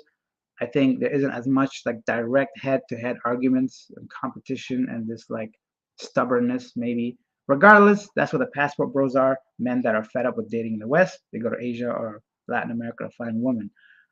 Francisco, Department of Labor and Employment. I am white man. I was told you are a foreigner. You can't work here. You need to be a citizen. That's why I went to Dole. What is Dole? Dole in Bangladesh? Are we talking like Saudi Arabia? I have no idea. I don't think that's a racist thing. That's just more of like a being a citizen thing, right? So, for example, if you come to Canada as a tourist, you can't get a job, right? Maybe that individual was racist, but I've never heard racism against white people in the Philippines. Sure, there is some, but it's usually the other way around.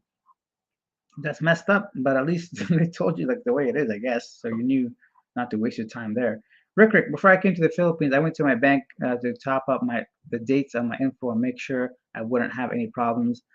I have his direct info and contact him instead of going through customer service. Save my butt. Rick makes a great point, guys. Before coming here, call your credit card company, your bank, let them know you're going to be traveling for an extensive period of time to not block your credit card. It's so annoying when they do that. It's such a pain in the ass in trying to find and call back home and resolve that issue. It's annoying because, for example, you have a travel card and yet the travel card gets banned because of suspicious activity abroad. I'm like, come on, man, what kind of nonsense is this? Oh, we're just doing this to protect your. No, you're doing it to protect your money. It's a credit card. I'm borrowing from you. So don't try to flip it on me saying, oh, we're protecting your. No, you just don't want to lose money in case it's not me spending it. Because I won't be paying for it, right? If it's like stolen or fraud, it's their business.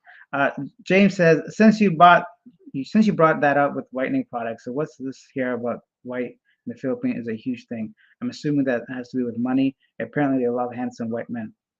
Yeah, they do. They like non-handsome white men too. So it's just the way it is. Filipinos love white people. It's nothing to be denying. If you're white and if you're in the Philippines, you're considered very attractive. That's all there is. And I think that's just because of the past, how much influence Spain and the U.S. had on on the Philippines, and it's just something that goes back thinking that white people are rich. Because I know some white people that are not rich. I know some white people that are poorer than Filipinos. So white doesn't always mean rich, but increases the chances of being rich, I guess. Steel City TV is here. Damn, I got my passport in 3 weeks. That's great. Steel City got his in 3 weeks. You ever go to Mindanao? My girlfriend's from there. I haven't been there yet, but hopefully soon. Last year was the best time to get one. Last year was the best time to get one. I guess you're talking about passports. Canada went to woke fuck Trudeau. Yeah, it's a little too woke for my liking. I'm all about acceptance and all about equality, but then when you force me to be a certain way, if I don't like trans people, doesn't mean I'm homophobic. If I don't want to date trans people, I should say. So now there's this thing, not me personally, but just general rule, I guess, in Canada. If you don't want to date someone that's trans, that automatically makes you a horrible human being somehow, that just because you don't want to date trans person, you're homophobic or transphobic. All that stuff is so silly to me. Everybody's, what do you mean? So just because you don't want to date a straight person, are you against straight people? It's all messed up over there. But that is applied throughout all of society now. Schools, education, getting a coffee, people getting offended for calling somebody ma'am when they're not a ma'am. Oh, how's someone supposed to know that? So just someone being polite is becoming like ridiculous. Is blue eyes favorable in the Philippines? James, yes. Steel City, the women here just care about their WAP and they don't want to cook, clean, and take care of the house or even have kids in America. No more. They don't. A lot of people don't. A lot of women don't because they make their own money and they think they don't need. Well, some of them don't even make their own money. They think they don't need men, but we'll see what happens in 10 years or so, guys. Just like everything else, it's this trend that's going to come and go. Last, Alex, what are the most popular jobs for foreigners, people working in the Philippines since English is already spoken? I don't know a single foreigner working here, bro. I saw one guy working at a perfume shop in the mall. I don't think, yeah, even jobs you might get might be at call centers and stuff like that. I don't know if you want to work in the Philippines, it's going to be at much, much lower wages. Best thing to do is work for yourself, get a job abroad, and come here and earn. I would not work for a company here because I just don't think the wages are high enough. I don't know anybody that works here except for that guy I saw at the mall. Dollars here in the Philippines, work from a government agency. Oh, gotcha. My bad. Thank you for clarifying that. I'm pretty sure you can work there if you're married to a Filipina or have a work visa or a non-retirement visa. Yeah, if you have those things, you can for sure.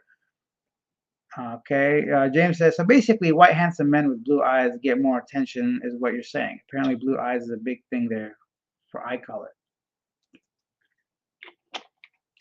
Yes, it is. When I came here a few years ago and I was dating Filipinas on dating sites, the first thing, like a lot of them would say they want to have mixed babies. I'm like, so why are you dating foreigners? It's not, I don't know. They like it. I don't know what it is, but they like blue eyes, and it's just because they want beautiful babies. So that's what the standard is. They don't even care about you. They just want your eye color. Sometimes it seemed like it. Hey, Jeff's here. Hi, Alex. Do you plan to do any island hopping? It's a lot of fun. No, I don't. To be honest, I did a lot of island hopping in the past couple of years through Bali, Thailand, and Malaysia. Plus, I did all the islands here that I've been. I'm not even a sea guy. I don't even know how to swim properly. Like I know a little bit, but I'm not really an island boy. I'm an island boy. It's a good song. Not really. Um, yeah, I don't know, man. It's not my thing anymore. I did it all at once. Like I just don't find it enjoyable. It's just the organizing, waking up early, the heat. I did it all. It's fun. If you've never done it before, highly recommend it. But I've just done so many of them at this point. I'm just kind of over it. Make sure you got more than one way to get money. Yes, exactly. Be sure that you don't rely on just one thing to get money. Now, let's see if I can go ahead and say some more things that you should know before it comes to the Philippines. Guys, there's still 80 people watching this right now live. Please take a second to like the video, use the super chats, super stickers, and subscribe if you're new to the channel. Thank you so much. Toilet paper. They don't have it. And what I mean by that, public bathrooms. Many public bathrooms do not have toilet paper. Actually, a lot of them don't. So carry toilet paper if you poop often. Take a shit before you go outside.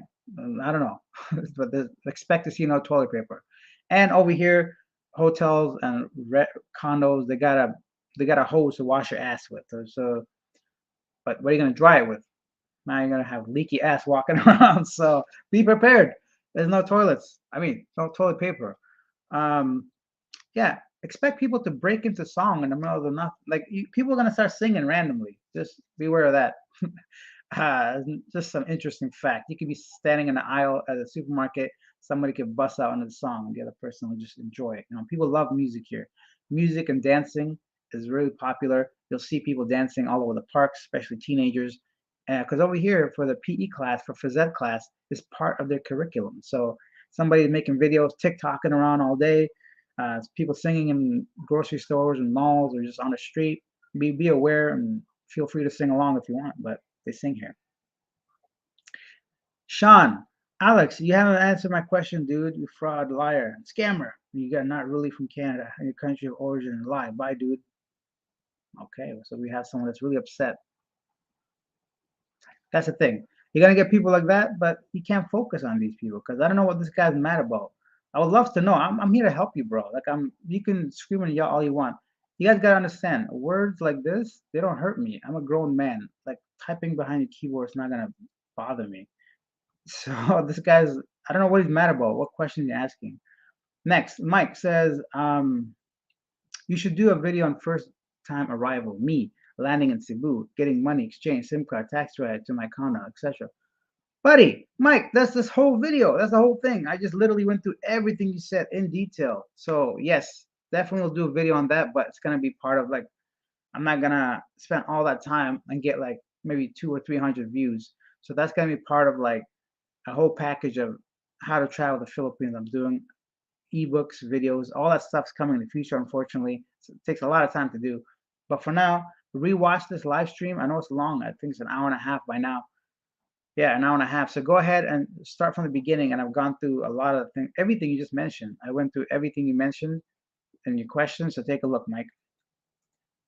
Hey, Alex, Dari's here. Welcome back, Dari. Um, I set up my money transfer account before moving, i.e. Wise, Western Union. Yes, Rick, right. So Western Union set that up. Wise set it up. Wise is just a money transferring service. Can't get a job on tours and visa, Steve says, correct. Fresh law. The problem with Western women is that as a man, you want to buy her a house. She doesn't need a house. She has her own. You want to buy her a car. She already got two. Buy food. She owns the fridge. Fresh aloha. I doubt that. I don't know many women that have their own houses. Women that probably get a house from divorce or something, maybe. But women that are working, yeah, a lot of them are working. I don't know. A lot of times women want a lot of things without bringing too much to the table. I just the reality of it and things that we provide are no longer considered necessary or needed, like you mentioned. So they might be renting a place, they have their own place, they might already have a car.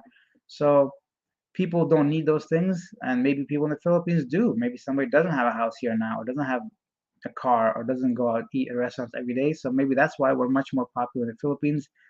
Regardless of the reason, you're right. So women have their own things; they don't need a man. But then again, that just shows you they only wanted men for their stuff. They don't want men for their emotions, for their feelings, for love, or any of that connecting with somebody. So I guess that kind of highlights exactly why men are not loved unconditionally, right? We got to bring something, and in this case, money. Yusuf says a couple of guy friends of mine are divorced and don't seem to find a good woman. I keep telling them go to the Philippines, and they get confused and brush it off. LOL. Yeah, some people have no interest in the Philippines. Some people don't want to look outside their own area. Some people don't like to travel. Some people are very conservative. Some people are shy. Some people are nervous. Some people are not confident. Some people are scared.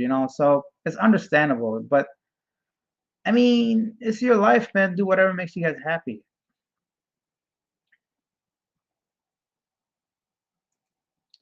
Um, Max Vet says, I'm only homophobic when it comes to my sexuality. When it comes to being friends or having with gay friends, I'm okay being friends with them.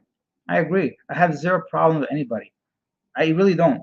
Some of the funniest people I've seen on the streets have been visibly trans. So there's nothing wrong with any of these people, but don't force me to believe or do something that I don't want to do, right? So that's what the Canadian government wants us to do. How do you how do you catch a nice Filipino, not a scammer? Hmm, that's a very good question.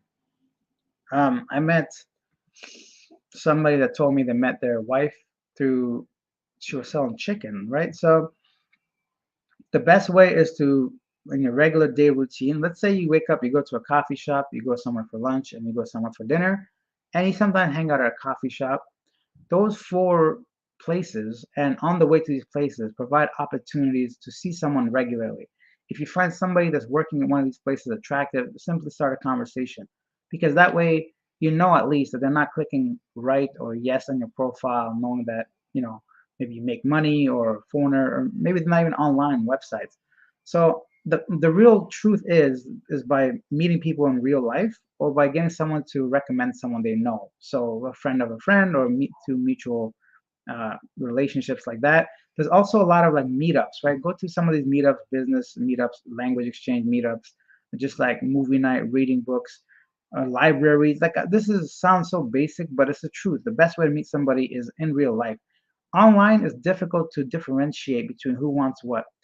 So some of the very easy ways to see if someone's a good woman, if they don't ask how much money you have, if they don't ask, how much you make, if they don't ask for money, if they don't bring up money, of course those are all red flags, right? So, and if they have their own job, let's say they have their own place to sing, if they're not like um, very focused on things that shouldn't matter, right? So what kind of car you drive. And like someone that doesn't have pictures of the ass hanging out every 2 seconds on the photo because that just draws that kind of attention.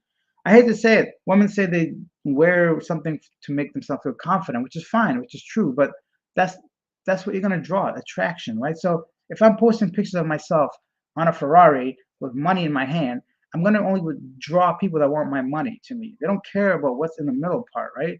As some guy. They don't care about my face or what I have written in my profile. They see just the money in the Ferrari. Same with women, right? If they're just showing their ass and tits, that's all they're gonna guys are gonna want.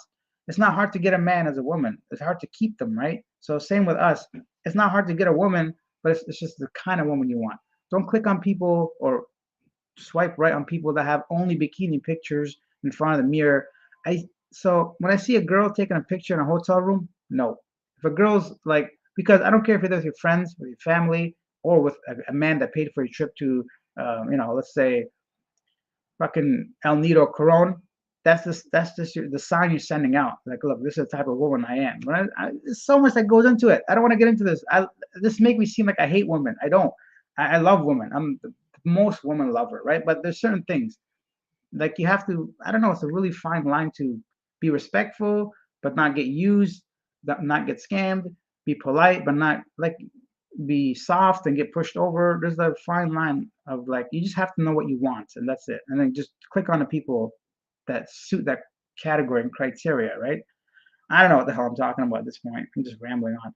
Steel City, my experience is none of the women have their own. They say that they do, but it's literally them just sleeping around and taking money from man to man, saying they have their own. Yeah, very true. How come whenever you see these girls on these like yachts, or whenever you see these girls on the beaches, it never shows the guy behind a camera or whatever, right? Like it's always, I don't know. It's just like who paid for that trip? Trust me, it's not you. A lot of times, it's not the woman. And if there are women that can do all that stuff, trust me, man, they're not gonna be on dating sites. You're not gonna have anything to do with those women. The women that have their own house, their own car, their own job, that can fund themselves on these trips, that can do all these things, they're not on dating sites. My man, they got their own boyfriend, they got their husband. People around them are drawn to them. Where do you think they work if they have a job? You think there's not 100 guys waiting to go ahead and take her on a date? How do you think she got that job? Went to school? You think there wasn't 100 guys trying to marry her at the school like phase? Come on, get real, people. Willie Hernandez. Willie. Hi, Alex. I've been following your channel since you started posting last year from the Philippines. I like to see the perspective from a foreigner's point of view regarding the life and culture of the Filipinos. Thank you, Willie. That's why there's a lot coming to the channel. A lot more videos about foreigners, interviews on the streets, and Filipinos. So I'm gonna start interviewing Filipinos about what they think of foreigners, what they think of their own country. Lots coming. If you are Caucasian, you will kill it in the Philippines. That's true. You'll murder it. James, James, I asked those questions and I deleted them. Huh. Oh, I got it. James talking about the previous questions back to back. I think when I disconnected, I don't know what happened, but Maurice Marcial? Why can't I read this? Maricel. Sorry, I'm stupid. Maricel said, I wonder when will you post that video, including the interview regarding on dating foreigners? Huh. I don't know. I have so many videos coming, guys. It's a lot. I got a lot of videos coming, and I can't be posting every day because it's gonna saturate the channel and the content. But probably soon, maybe this week. So here's a video count today. Right now it is 10 p.m. for you guys probably. So tomorrow morning when you wake up, if you're in the Canada, US, we're gonna have a sit-down one-on-one exclusive interview with a very interesting Filipina and get her perspective on life. After that, I'm gonna have age gap. So Filipinos tell me about age gap and what they think of it.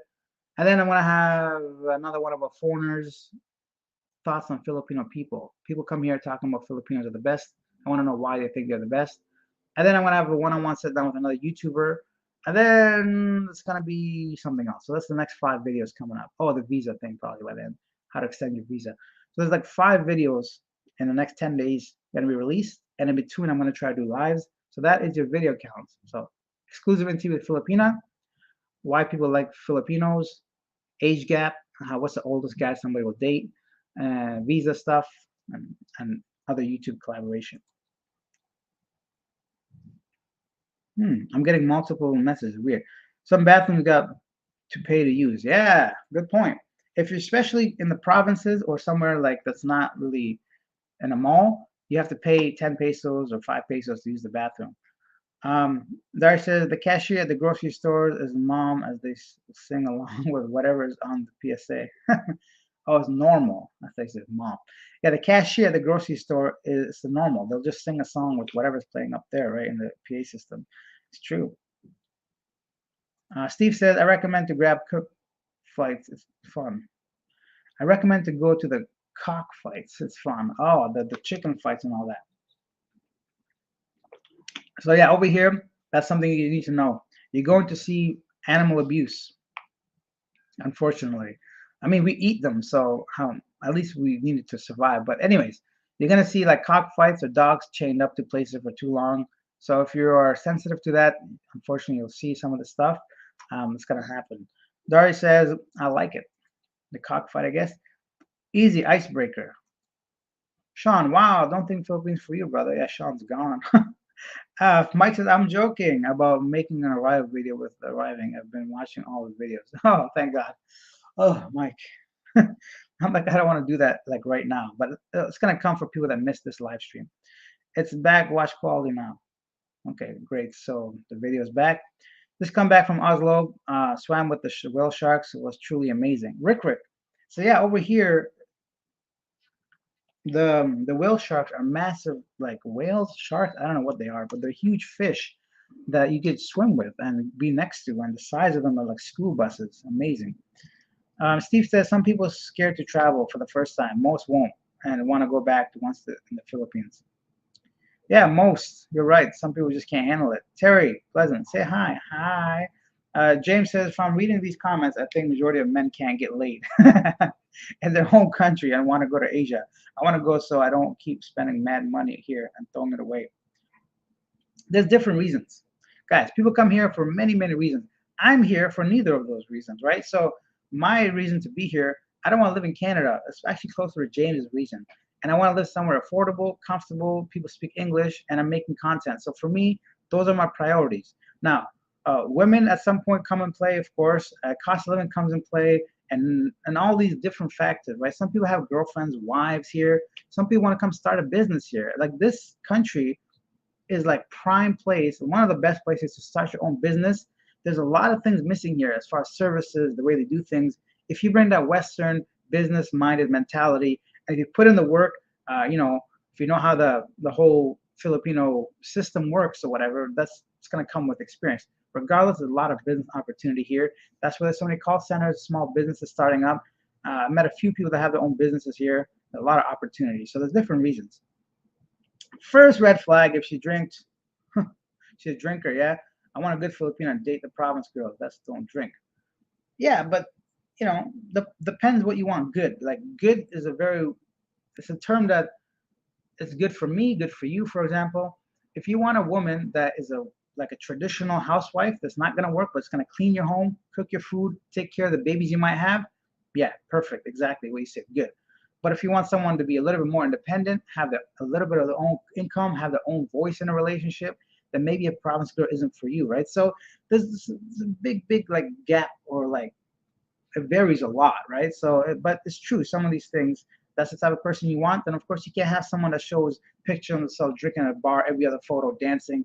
Okay, that's fun. That's cool if you're 20, 25. That's what you want. But maybe you are not at a stage where you have to like babysit somebody every time they're drunk, right? So it really comes down to what you want. During COVID, I seen a couple got married through FaceTime. They never met before. That's crazy. Hey, crazy people do crazy things. Some people might think I'm crazy out here. So I wouldn't do it personally, but good for them if they're happy. Whatever make belief they want to have, good for them. Jam, Lorenzana. Hi, Alex. Just want to say hi. I just want to say I like your straightforward way of answering questions. Thank you, Jam. I appreciate that. Terry Pleasant. It doesn't matter. P or city young lady, a province girl or city young lady. Women are women all over the world. Women are women all over the world. That's true. And men are men. It's very straightforward. Men want certain things, women want certain things, and then there's those between things, right? It's like if I had a daughter, I would tell her at a young age, every man you meet is gonna want to have sex with you. It's just the fact of life. It's just what will they do in between all that? Are they gonna treat you well? Will they respect you? Will they look at you as a human?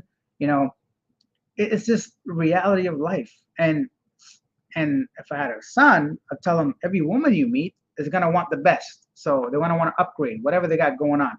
They might want the smartest guy, the most rich guy, the most athletic guy, the tallest guy, and preferably all of those into one, right? So you gotta find someone that is like, yeah, they want all that, but what's going on in between all that? So are they okay with someone that's a good guy, that's funny, that's maybe is not meeting all those categories of making her feel good? So you got to see where you fit in all that. So it's just like it's not rocket science. Men are animals, women are animals. We're all creatures, but there's different layers to each one of us, and you just got to figure out which of those layers you're part of and which of those layers you're okay with, and some things that you're not okay with. What am I talking about?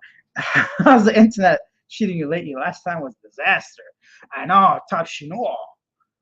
It's good so far, so good. I think we had no problems. An hour and 48 minutes. Damn, this is going long. An hour and 48 minutes. We still got 80 people watching. The internet's not bad right now. Everything's good. It's a Saturday morning. I got a lot of things coming. I got a lot of videos. I'm excited. Today's gonna be a good day. It's sunny. Hopefully, I don't catch the rain when I go out there. I'm gonna try to interview some people. Today's gonna be a relaxing day. I think I'm gonna skip a lot of the stuff I normally do, gym and all that. Let's get back to this list. I got some other stuff to talk about. Things you need to know before coming to the Philippines. So the breaking into song. Here's another thing you might see here. Security guards everywhere. I don't know why that is. I would love to know from a Filipino perspective. There's security guard at the mall, security guard at the bank, security guard at the coffee store, security guard downstairs, security guard at the parking lot. The security guard is just walking around. I don't know. The security guards everywhere. So I don't know if they're trying to portray this feeling of safetyness so people have more comfort. I haven't seen a single crime or day, maybe because they're security guards. I don't know, but what is the reasoning behind security? Security, I don't know. It's a weird thing to see security guards just posting everywhere. If I want to go to a night market just to get some food, a security guard there. I'm like, hello, at the entrance, at the exit. They're gonna check your bag when you go into a mall. If you're carrying a bag, they're gonna check inside. I guess it's a bomb in there or something. And 90% of the time, they don't check 400 bags. I think because they don't want to deal with the headache, starting problems.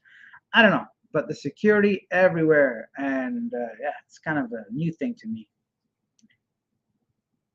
Number one rule: don't date married women. Get in trouble with the law there. Well, yeah, of course. You got to be stupid to date a married person, right? Come on. Steve's right. Don't date married women. What are you doing? You deserve the full force of the law if you're dating a married woman. Come on, man. There's no need. Married? No way. Don't talk to them. Block them. Oh, speaking of dating, don't date young women. Like, come on. I mean, you could if you want, but there's no difference between 19 and 20 or 21. So why not just aim somewhere around that, the youngest? I don't know how old you are, but like, serious thing, man. Don't mess around with younger people because there's a lot of teenage girls walking around trying to like talk to foreigners in the malls. Don't fall into that trap. And if ever you really fall in love with someone that seems to be younger, that's like 19 or 20, check their ID to make sure they're old enough. Okay. Oh, Terry, thank you. Thank you for the sticker, super sticker. Terry Pleasant, I appreciate that, bro. Much love. Um, yeah, so don't do that kind of stuff. Sorry, Terry, let me go back up to people's questions. I just want to give you a shout out for that super sticker. How's the internet? Yeah, okay. Number one rule, don't. Okay, very good. So Johnny says, Johnny, cruising places, heading to Toronto on Monday. I will say hi to your friends around Bathurst and Wilson. How you know where I'm at, bro? You kind of creeping me out, man. Johnny Cruising knows my neighborhood. Johnny, have a great time in Toronto. Right now it should be beautiful. June 3rd, the weather's going to be great, hopefully. I don't know what the weather's like. Enjoy your stay. Philip Massey, are you saying don't be a simp? By the way, what is simp? Dang, maybe I'm one. No, no. That's funny. Yeah, don't be a simp, guys. Don't chase women. That's all it is. Don't send them morning texts. Like it's okay, but like my point is like I don't know. Don't overdo it. Don't put women out up here on a pedestal because that's how they're gonna feel. They're gonna expect all that stuff. Like I don't know, man. I'm different, maybe, but don't chase women that don't chase you. Don't compliment women 24/7 and every time they post an Instagram pic, don't be like, oh, fire, fire, hot. Come on, man. You think she don't know? You think she don't know she put on this bikini and just looking great and post a picture? You think it's a surprise to her?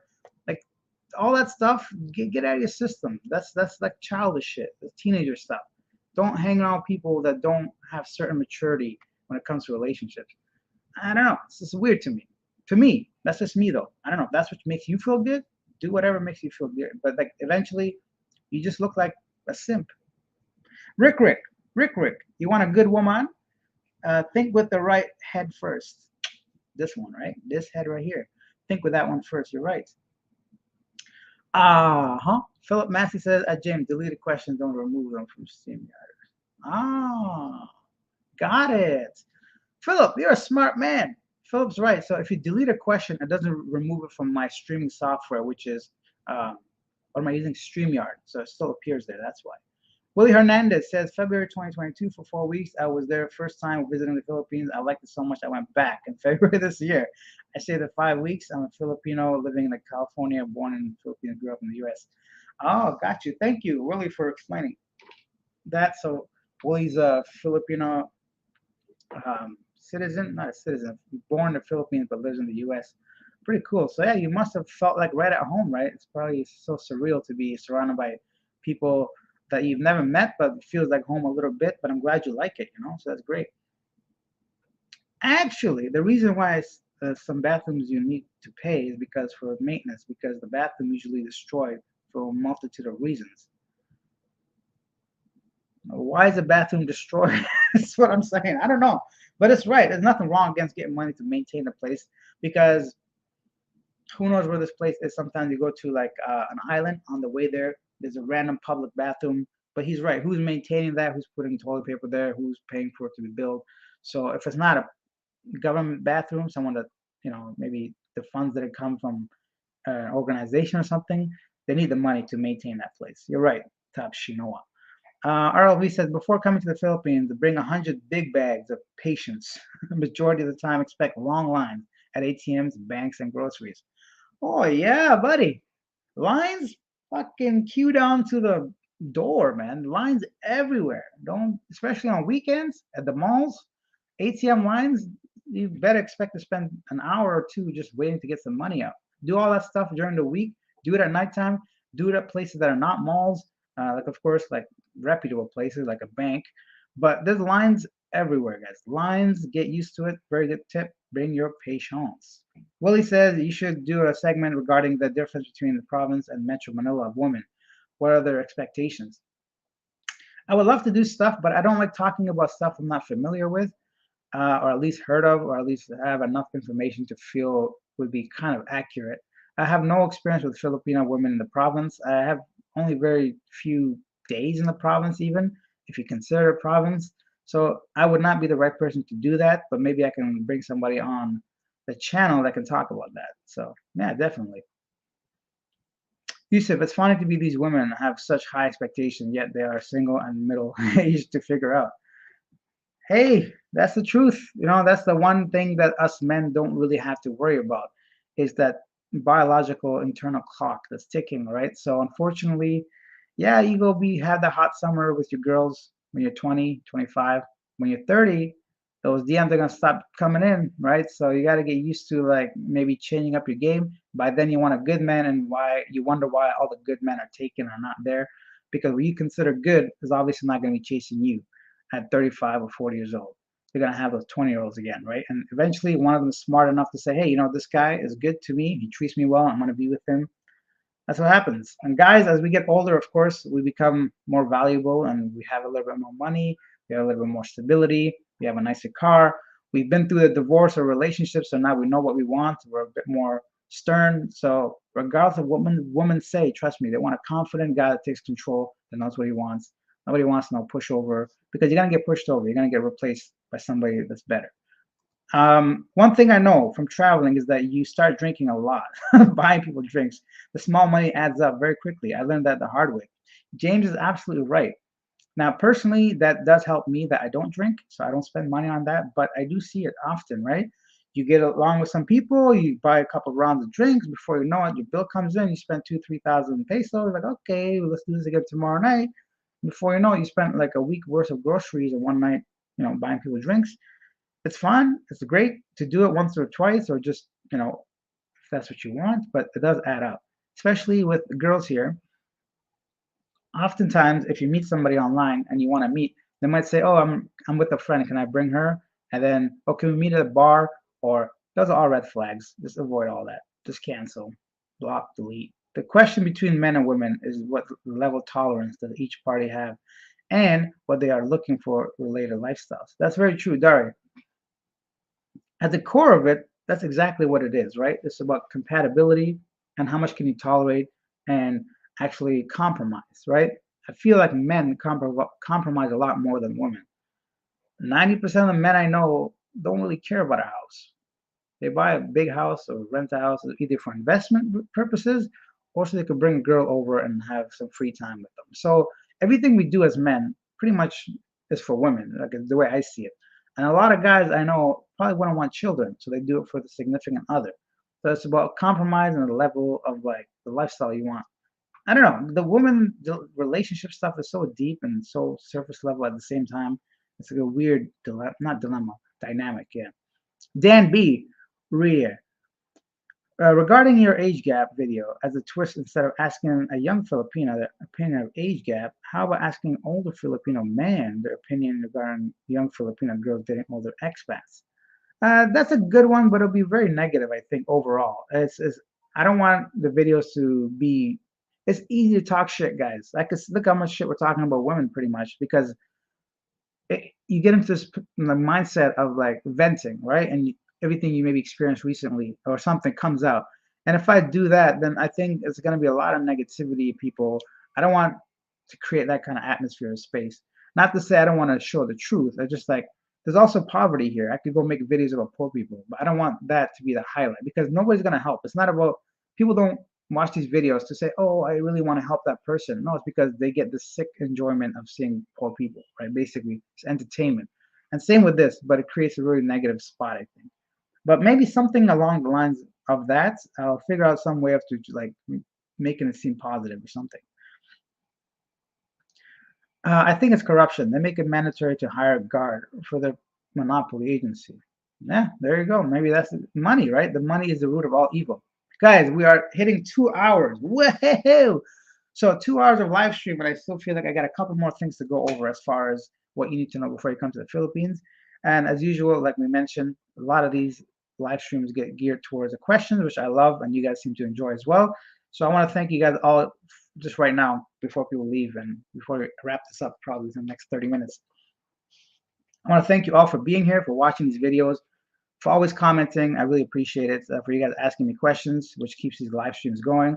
I want to thank you guys for watching these videos regularly when I put them. You don't have to be watching them, but you guys do anyways. So thank you guys. Big ups to you guys. I really appreciate you guys hitting 81,000 subscribers now. So I feel very lucky and blessed. I don't say it enough. It doesn't mean I don't mean it, but I really appreciate all you guys watching these videos. It means a lot to me because by you watching, I'm also making a living. The ads are being displayed. So it's a win-win situation. Hopefully you get some information, some entertainment, and I continue to make these videos. So thank you so much for those. Um, Top Shinoa.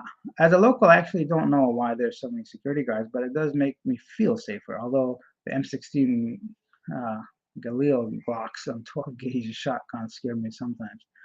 Yeah, they're carrying some heavy duty weaponry some of these times, just walking around. So yeah, I'm not really familiar with guns, but Dari said the security guards are simply an employment opportunity. I see a lot of them picking up on a broom and doing busy work in some businesses. Dari, that's an excellent point. You're right. It is a career opportunity. It creates jobs, and there's nothing wrong with that. And if it provides a sense of security and safety, then why not? So yeah, if those are the main reasons, get on them, and more security guards, the better. Very good and well said. It's true. I see a lot of security guards helping out with everything that Dari just mentioned and more sometimes. So yeah, good for them. Philip Massey, I like a country with security guards better than a country that decriminalizes stealing for total value under 900. Now that's truly fucked up. I wonder what country that is. If it's Canada, I'm going back and start stealing shit. Probably the U.S., huh? Tim Lee.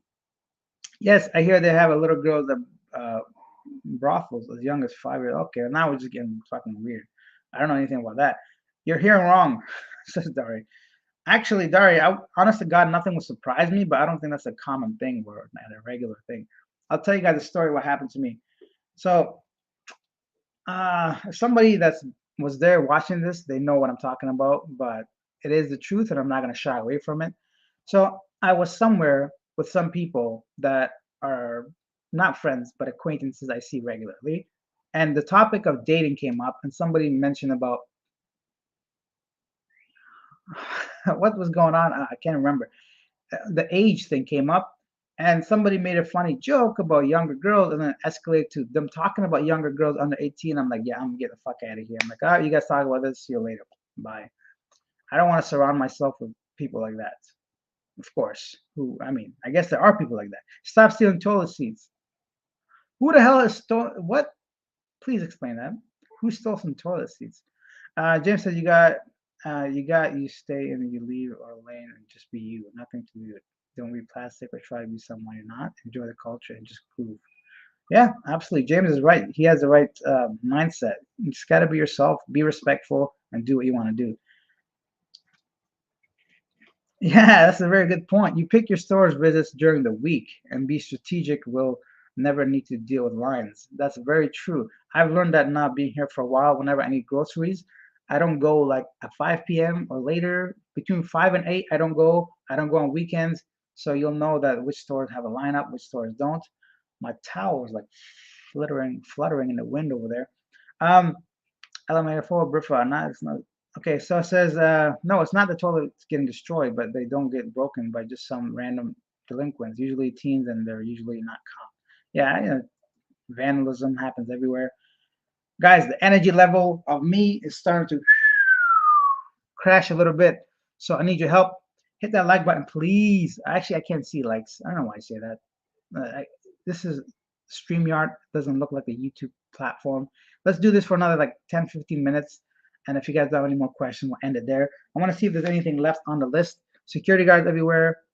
And that's it from this short list of things that you need to know before you come here, right? So one more thing I want to mention is you need to know your plan. Like, why are you coming to the Philippines? So when you have that, it kind of makes things a little bit easier and to how to live and what to expect. So if you're coming for a vacation, just 2 weeks, then I would suggest to do the beaches. Of course, try all the beaches, the place you gotta see, because those are the places you have short amount of time. If you're coming long term, then maybe kind of spread all that out, right? So once you know, don't just come here without a plan. Basically, figure out why you're coming here and how you're gonna do it, basically. And yeah, getting stolen. I mean, okay, we're talking about toilet seats still. I'm gonna try to read all the comments and I'm gonna get out of here.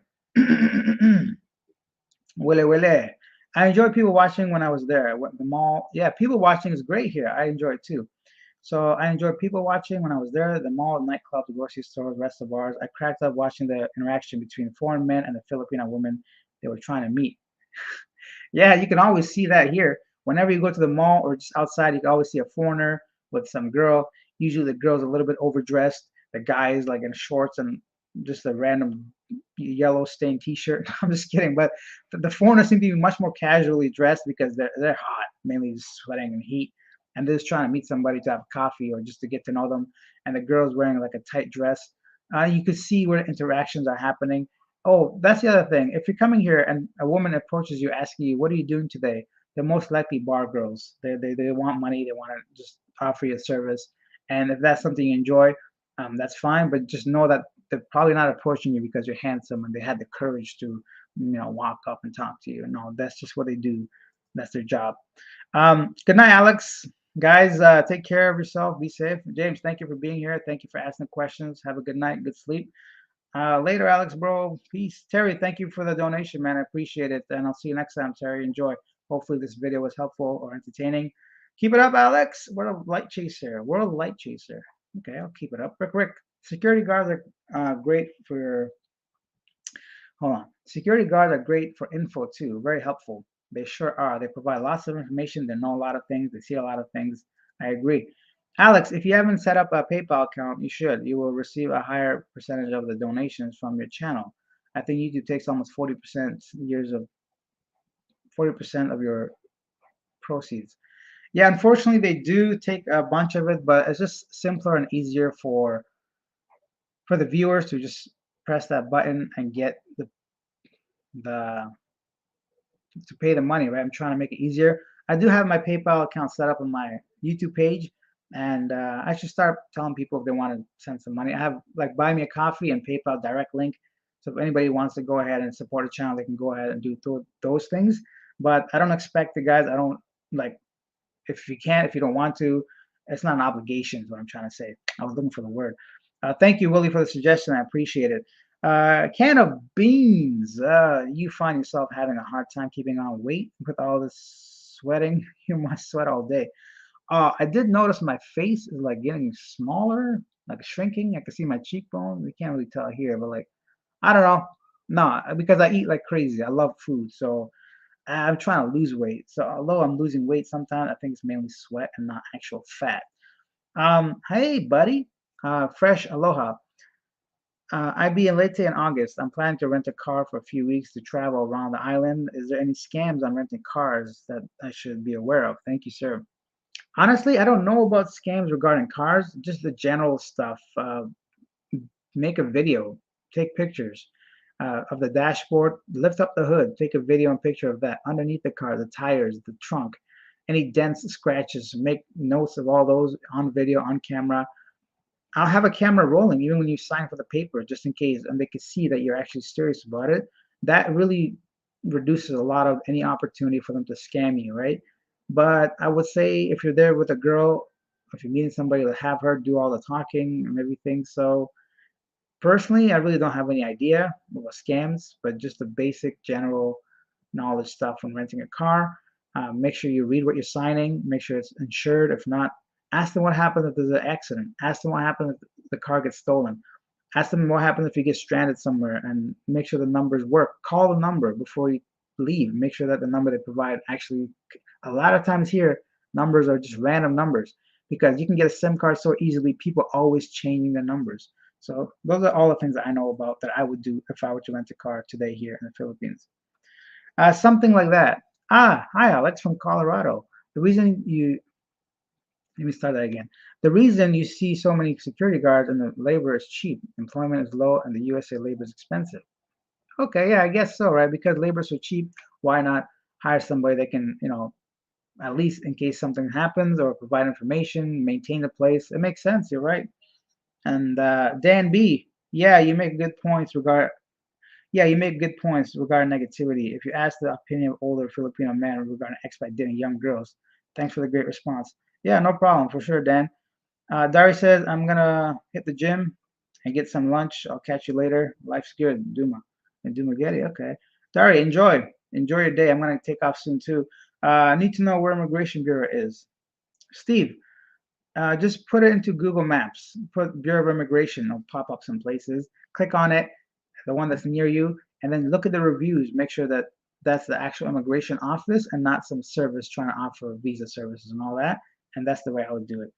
Rick, I find shopping on Sundays and the best. Less people they're all at church. Yeah, in the morning at least, but after it's gonna be busy. Google Maps, exactly.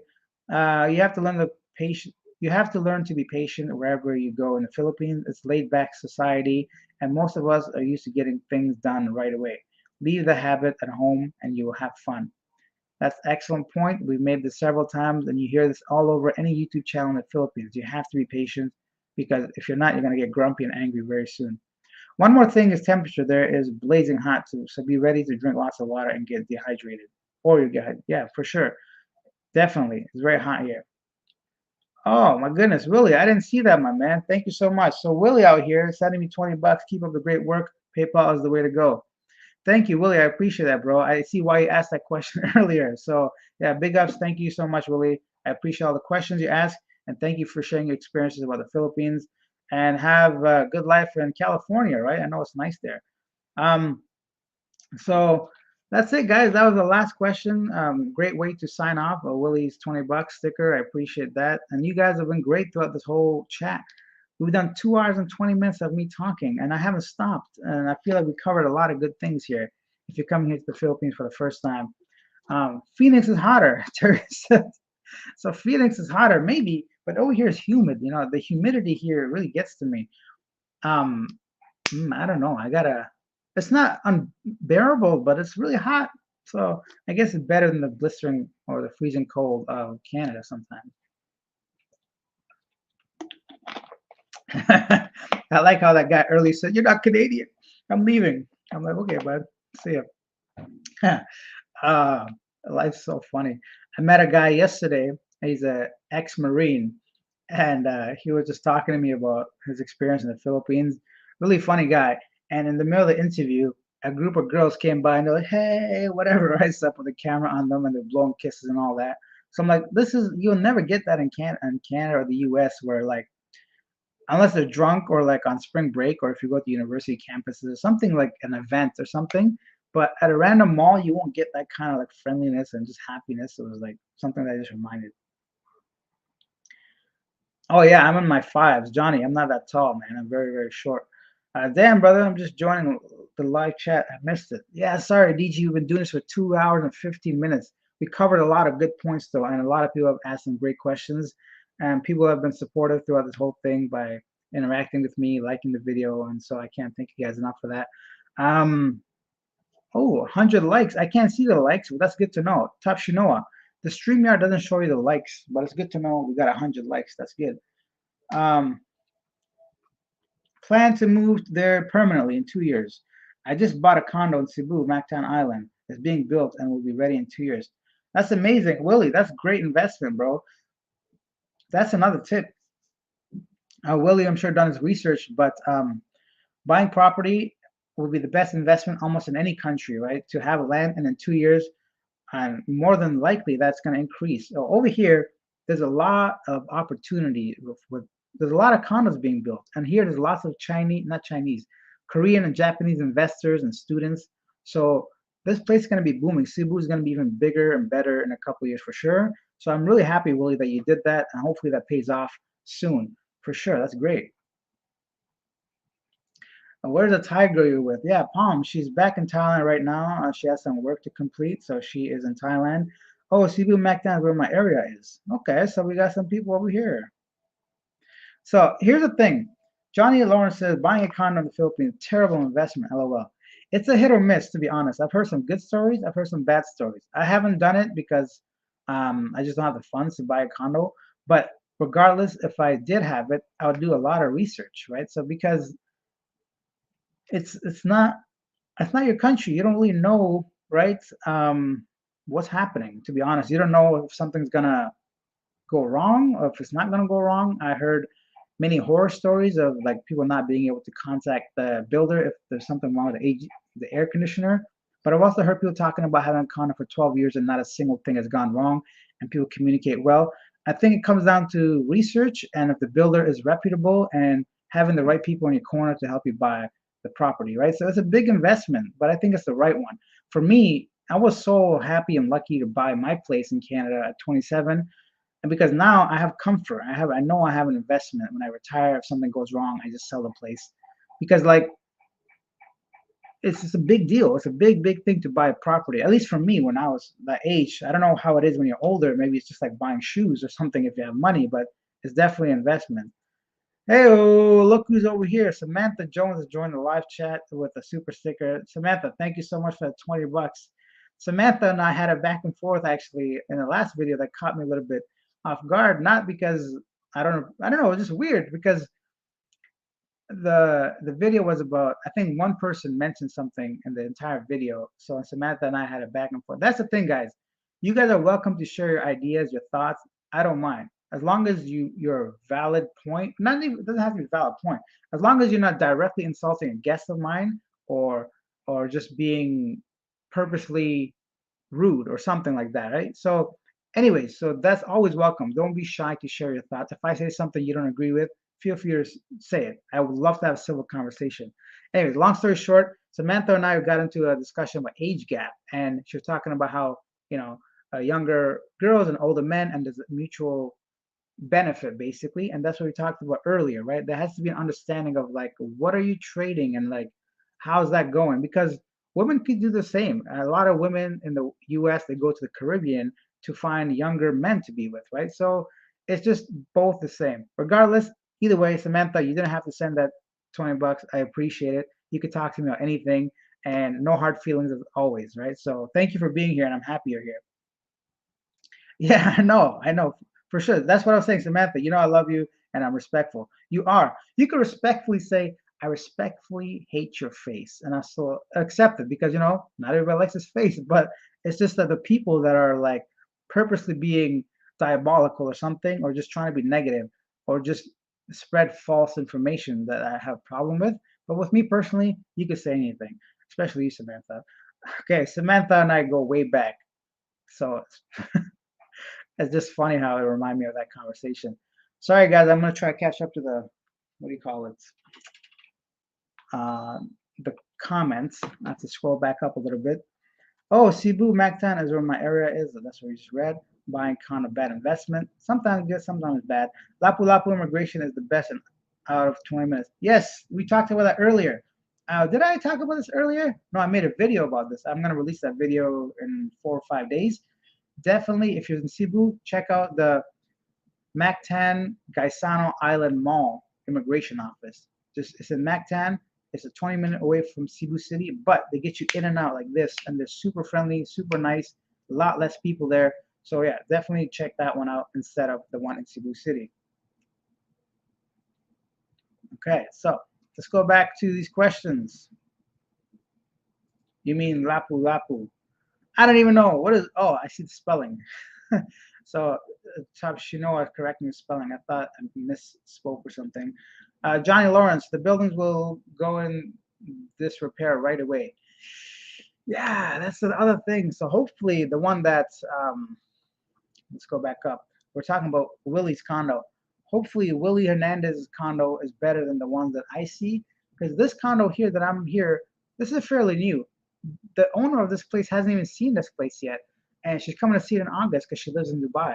Um, and already it's falling apart. And this cannot be more than 2 or 3 years old, and because the one next to it is being built now. So even I'm trying to see if I can show you guys an example, but like some of the stuff is okay, but the quality of the materials isn't the best. So from my understanding, they say they have a 20 to 25-year life expectancy, which is very low. And this is once again a very general statement, but right now I think the builders in the Philippines, from what I've seen in this area, don't use the best materials because naturally the cheaper you build, the cheaper you can sell, and the more money you save, etc., etc. So hopefully quality improves as well in the future. I'm late, says Samantha. I'll rewatch it. Hi, Alex. Samantha, hello again. Yeah, we had a really, really good discussion here. 2.5 hours of us talking about some things you should know if you're planning to come to the Philippines. Some very entertaining and informative content. Hopefully, we help some people out. And you guys have done great with these questions. We still have over 63 people watching this. I think this is like the longest live stream I've ever done in my life. But as long as you guys are watching it, I'm ready to go. Until the questions dry up, until you guys have nothing else to ask me, we're going to continue doing this. Philippines government won't even let foreigners buy a house there. Condo is the gray area. Yeah, I don't know what the rules are regarding property buying, but I know that a house, I think, an actual um, freehold place to buy is not possible. Because when I spoke to Calvin, he told me how the place is in his girlfriend's name at the time. So yeah, I don't think you can buy one. Willie says, I have an advantage since I'm dual citizen. Ah, there's a Willie's advantage for sure. Willie's a dual Filipino U.S. citizen. Yep, and by low location, and very important, like everywhere else, it's the world you're buying property. Yeah, definitely. So property is a big investment, but I'm glad he made that decision. I think it's going to pay off in the future. Samantha's back out here. Johnny Lawrence, how so? How so what? Yeah, I'm curious too. How so what? R. Walks is here. We're trying to figure out what is how so here. I love what you're doing, but I'm over the bros. Yeah, that's what I see. Good point. You mentioned this earlier. I was considering making a Passport Bros video in the Philippines, but I think the topic has kind of been washed out a bit, and I don't want to keep bringing that up. There's more to the Philippines, like you said, than just women and dating and Passport Bros. And I can't wait to see some of the places that we all want to see. I better live in an ordinary apartment instead of condo, so expensive. Well, what is an ordinary apartment? Because yeah, you get them for cheaper for sure, but some of the stuff, like location-wise, I don't see any apartments around here. So all the locations have condos, and I don't know, some of the amenities, like I don't want to go to the gym, but it's something I have to do, so it has it already. If I have to drive to a gym or go to a gym outside the condo, I'm never gonna go. I know myself.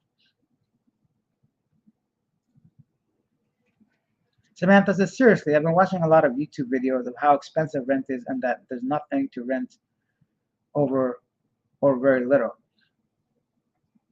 As far as nothing to rent in the Philippines, I'm not really sure which country you're talking to. Samantha, are you talking about the Philippines? Let me know. Your banks back home have no problem renewing your debit, credit card, and sending to the Philippines. Mine don't. Well, let me see where my wallet is. The last time I lost my credit card, I called them and said, hey, I lost my credit card. Can you send me another one? They did. And I'm like, can you expedite it? I have no money. They did. Now, that could just be my one credit card that happened to, and because I lost it. So maybe that's a good trick. They say, hey, I lost my debit card. I'm in another country. Can you send it there? They'll send it to you. I haven't had any problems. Samantha says yes to the Philippines questions. Yeah.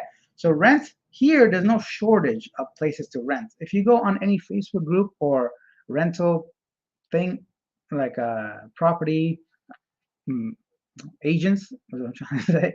There's lots of places to rent, but a lot of them aren't very good for the prices they're offering. The prices are getting higher and higher, but the qualities are remaining the same or worse because now these condos are getting a little bit older. They're being used. Like even this place I rented last year, I didn't see a single ant in this place.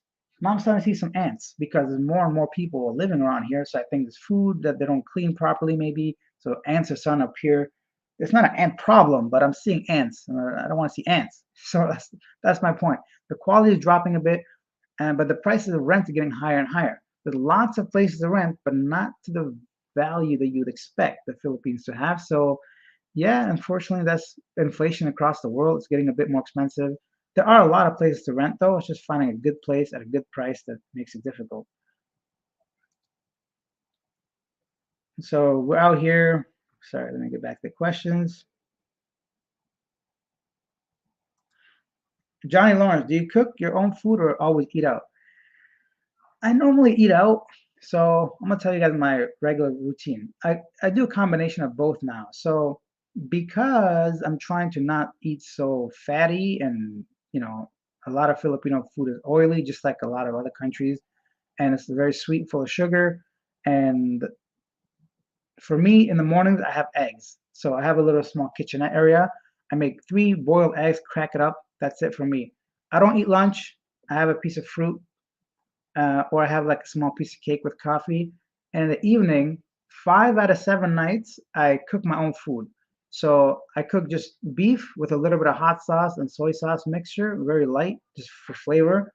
So just lean beef, and I make a fruit salad of like mangoes, cucumbers, peach, and apple. I mix it up, throw a little bit of salt, squeeze a couple calamansi, which is like lime, and that's my dinner. So I have a little bit of meat, protein, and salad for 5 nights out of the week. Now, if I meet somebody for a business appointment or date, let's say, or if I'm going out, my point is, right? So if I'm meeting somebody for collaboration, for any kind of YouTube stuff, or if I make a friend, like a couple guys that we met at Calvin's place, if I'm eating out with somebody, then of course I eat out. But 2 days out of the week, Friday, Saturday, or Saturday, Sunday is my cheat day. I go to this little cool pizza place, or I go to Supermercado, which is a night market, and that's my life story. It's a lot of talk about food, huh? So that's it. So Rick said you can buy the house, but you can't own the land. You can have a long-term lease on the land for the government. Okay, interesting about buying houses. I think it's the same in many countries. Actually, you can't really own the land in many places. Any foreigners cannot buy a house in the Philippines. Only Philippines could buy. Oh, they can only buy condos. Ding dong. Okay, Mama May. Also looking to buy a place in the BGC or Makati area. I'll stick to condos since I really don't want to take care of a yard. Plus, the amenities are awesome. Find a place built by a reputable builder. Yeah, very good. That'll be perfect, man. Um, Ants are common in a hot climate. I live in South Florida, so I know. Yeah, no, I know they're common. Insects are common, of course, in any humid area or hot area. But I was just basically comparing last year to this year and how quality drops in many places. And last year I didn't see any ants. Mystic Virtue, Mama May. You can buy or build a house, but you have to lease the land. A lot of complications. Lightning. Lightning says, do you date in the Philippines? Are you talking about generally or me? I don't date right now because for me, I'm very focused on trying to make a living. So I'm trying to focus on launching memberships on the channel. I'm trying to focus on launching merchandising on the channel. I'm trying to grow to 100,000 subscribers just because that number is a round number. It gives you credibility, it gives you clout. It might give me opportunity to get some promotions, sponsorships, and all that. So I'm really focused on work right now. I'm not dating at the moment, but over here it's not very difficult to date. Mama May, even though I'm from the Philippines and the citizens are I'm citizen here, I can't buy a house in the Philippines. Everything is higher now. Everywhere else you go, at least in the Philippines, you can use peso. I guess land's getting expensive. Mama May's talking about how even though she's Philippines, it's getting harder and harder to afford buying a house. That's all you eat all day? Sounds way too little. Yeah. I mean, I snack. I snack like I like I I saw little ants. See, that's what I'm talking about. I'm like a cow, you know. I graze through the day. This thing they call ding dong over here. It's like a mixture of nuts and peanuts and peas and little crackers or whatever. It's not very healthy. It's salty probably, but I eat some of that. Yeah, I don't eat much, to be honest. I'm trying to lose a little bit of weight. After Thailand and India, I was eating nonstop, like you wouldn't believe. So I put on a few pounds. I'm just trying to get back down a bit. But that's it.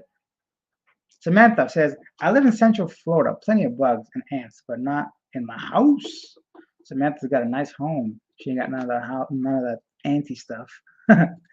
What kind of business do you do before leaving Canada?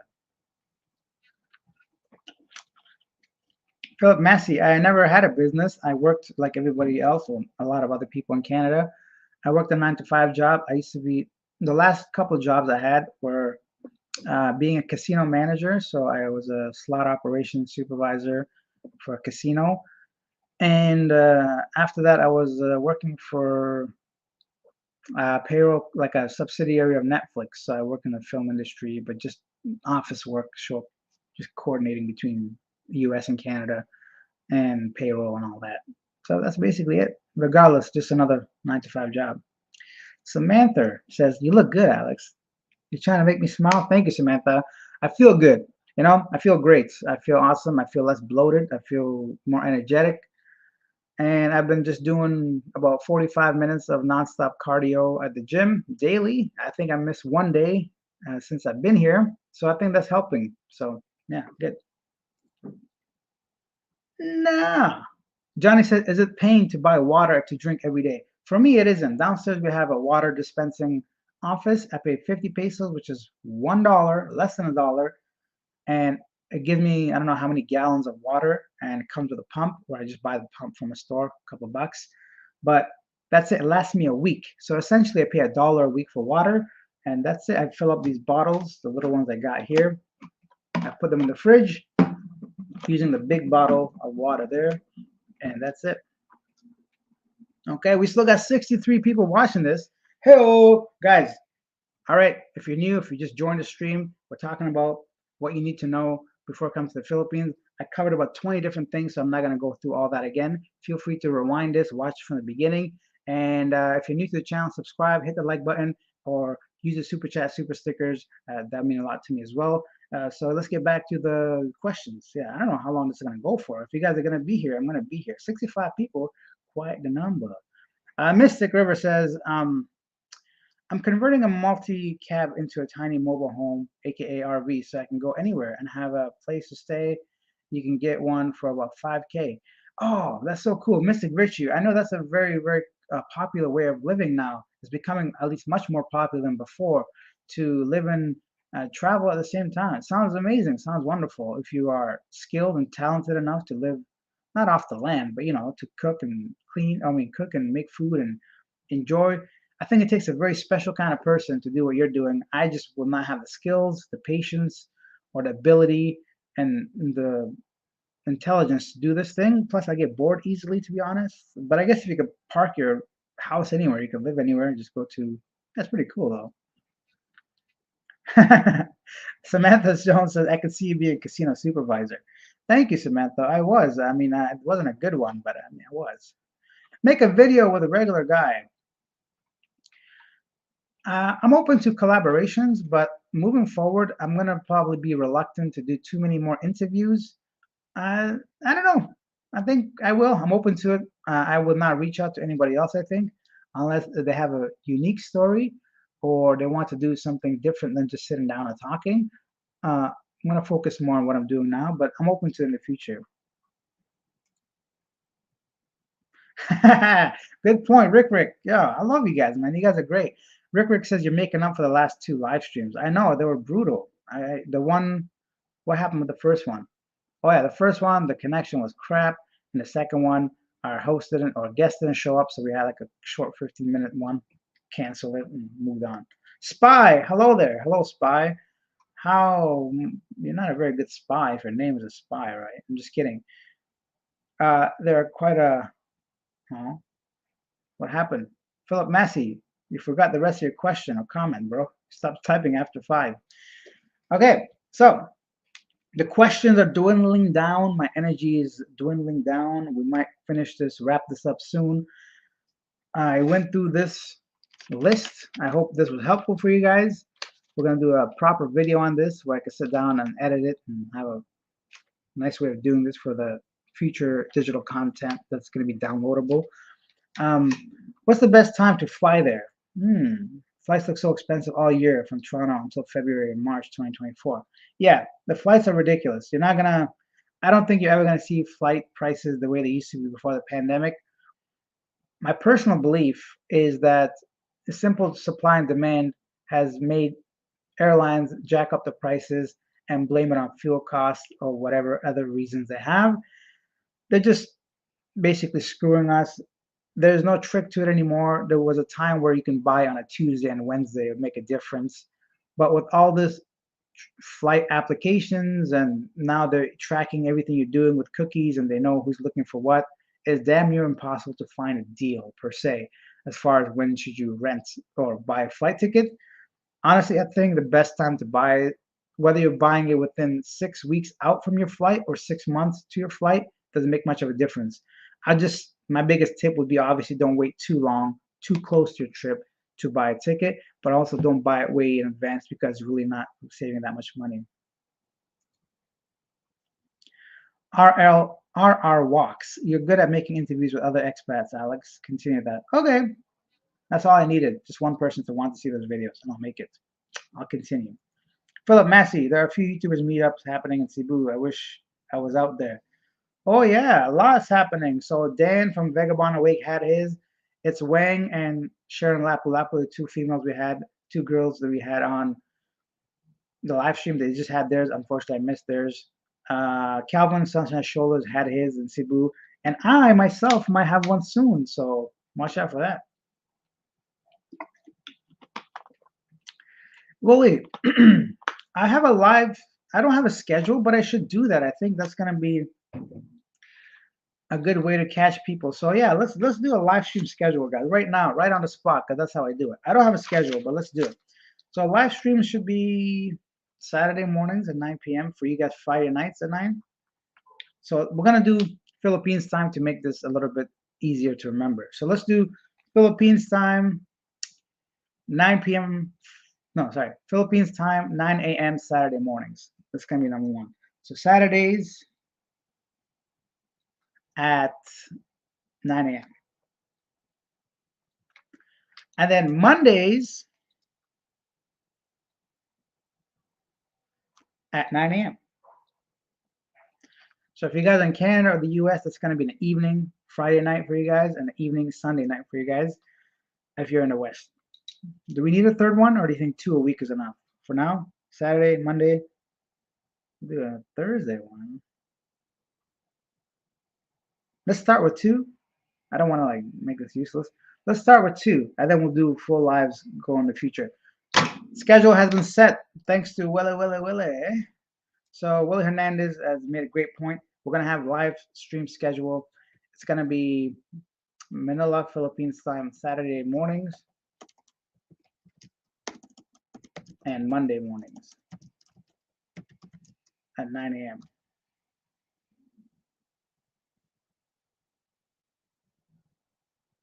Yeah, 9 a.m. Oh, I suck. I didn't put the time. Okay, 9 a.m. There we go. We got a schedule set. Thanks to Willie and you guys. That's what it's gonna be. Right now for me, it's 11:30. Whoa! Where's my day gone? It's 11:38 a.m. in the Philippines. So thanks for Willie suggesting that and setting that up. Philip Matt, peace out, Alex. Keep things interesting, like what you mix up with and get caught up with the same format for your videos. Yeah, so for sure. I think moving forward, I'm gonna have this is what's gonna happen. Foreigner interviews, Filipino interviews, mainly Filipinas, because most of the majority of the audience are men. They want to see women.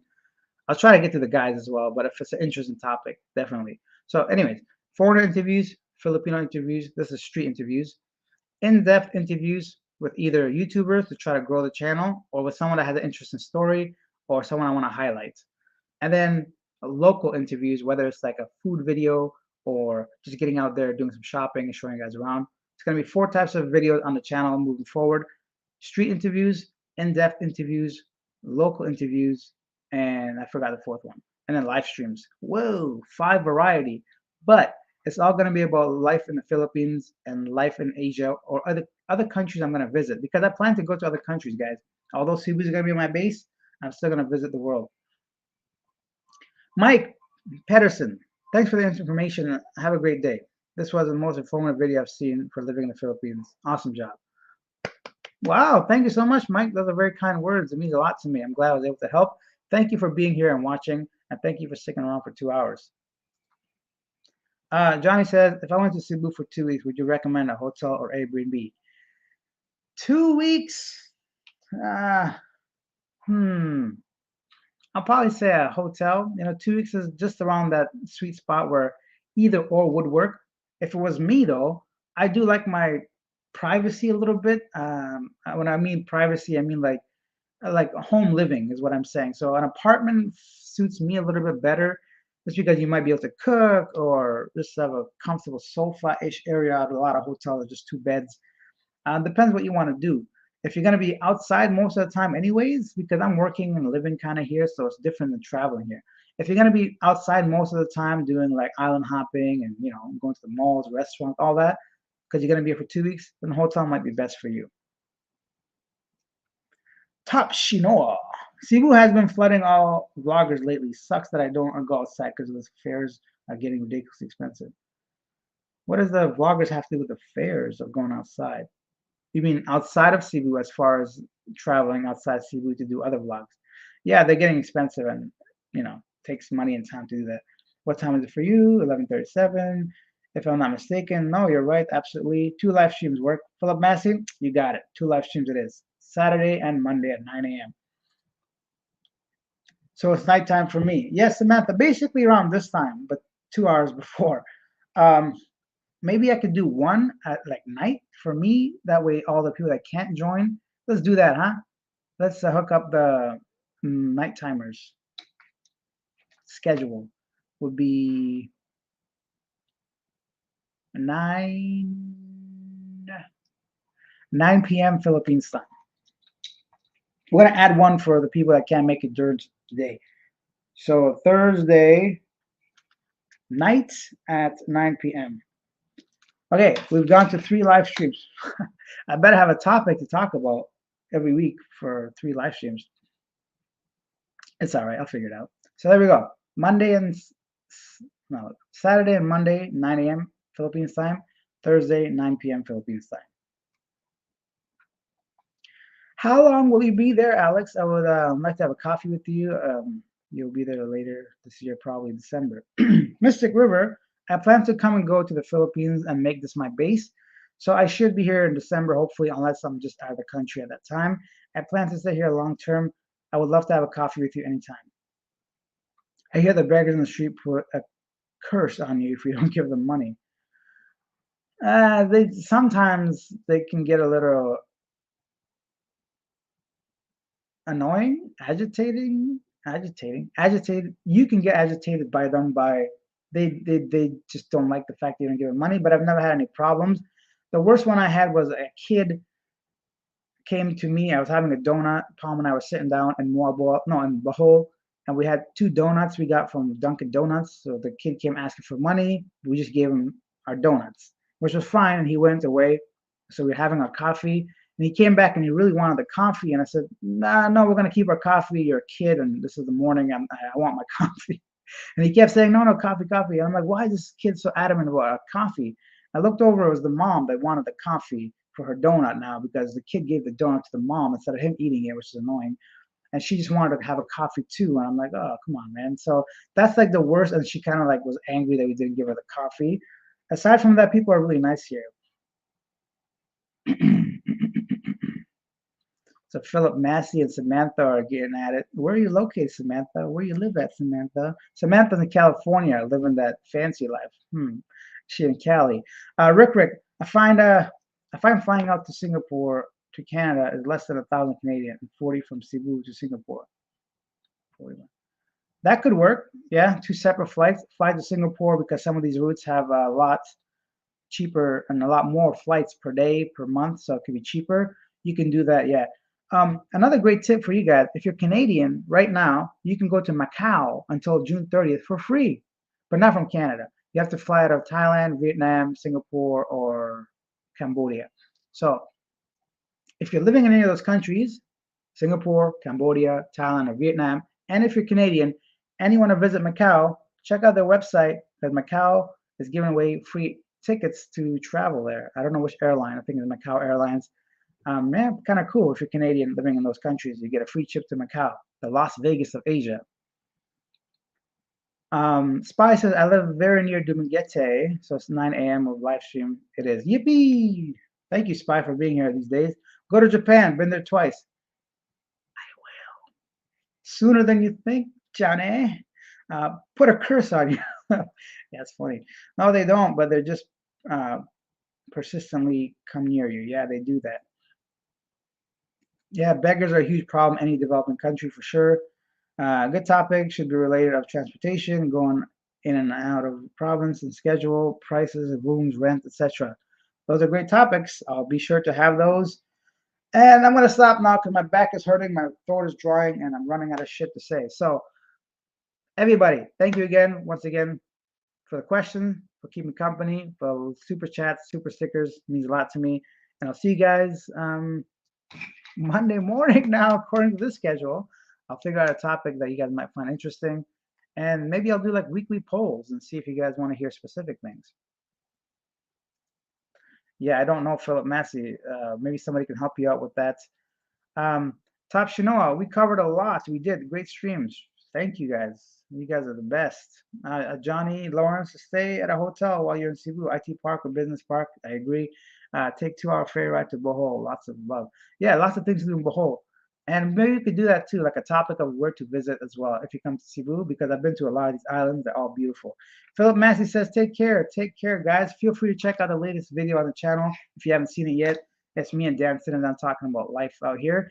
And in about 6 hours or 7 hours, I'm going to release my video about that interesting Filipina I met. And you guys should meet her as well. And that's it. See you guys in the next one. I don't want to say bye, but we got to do it. Bye.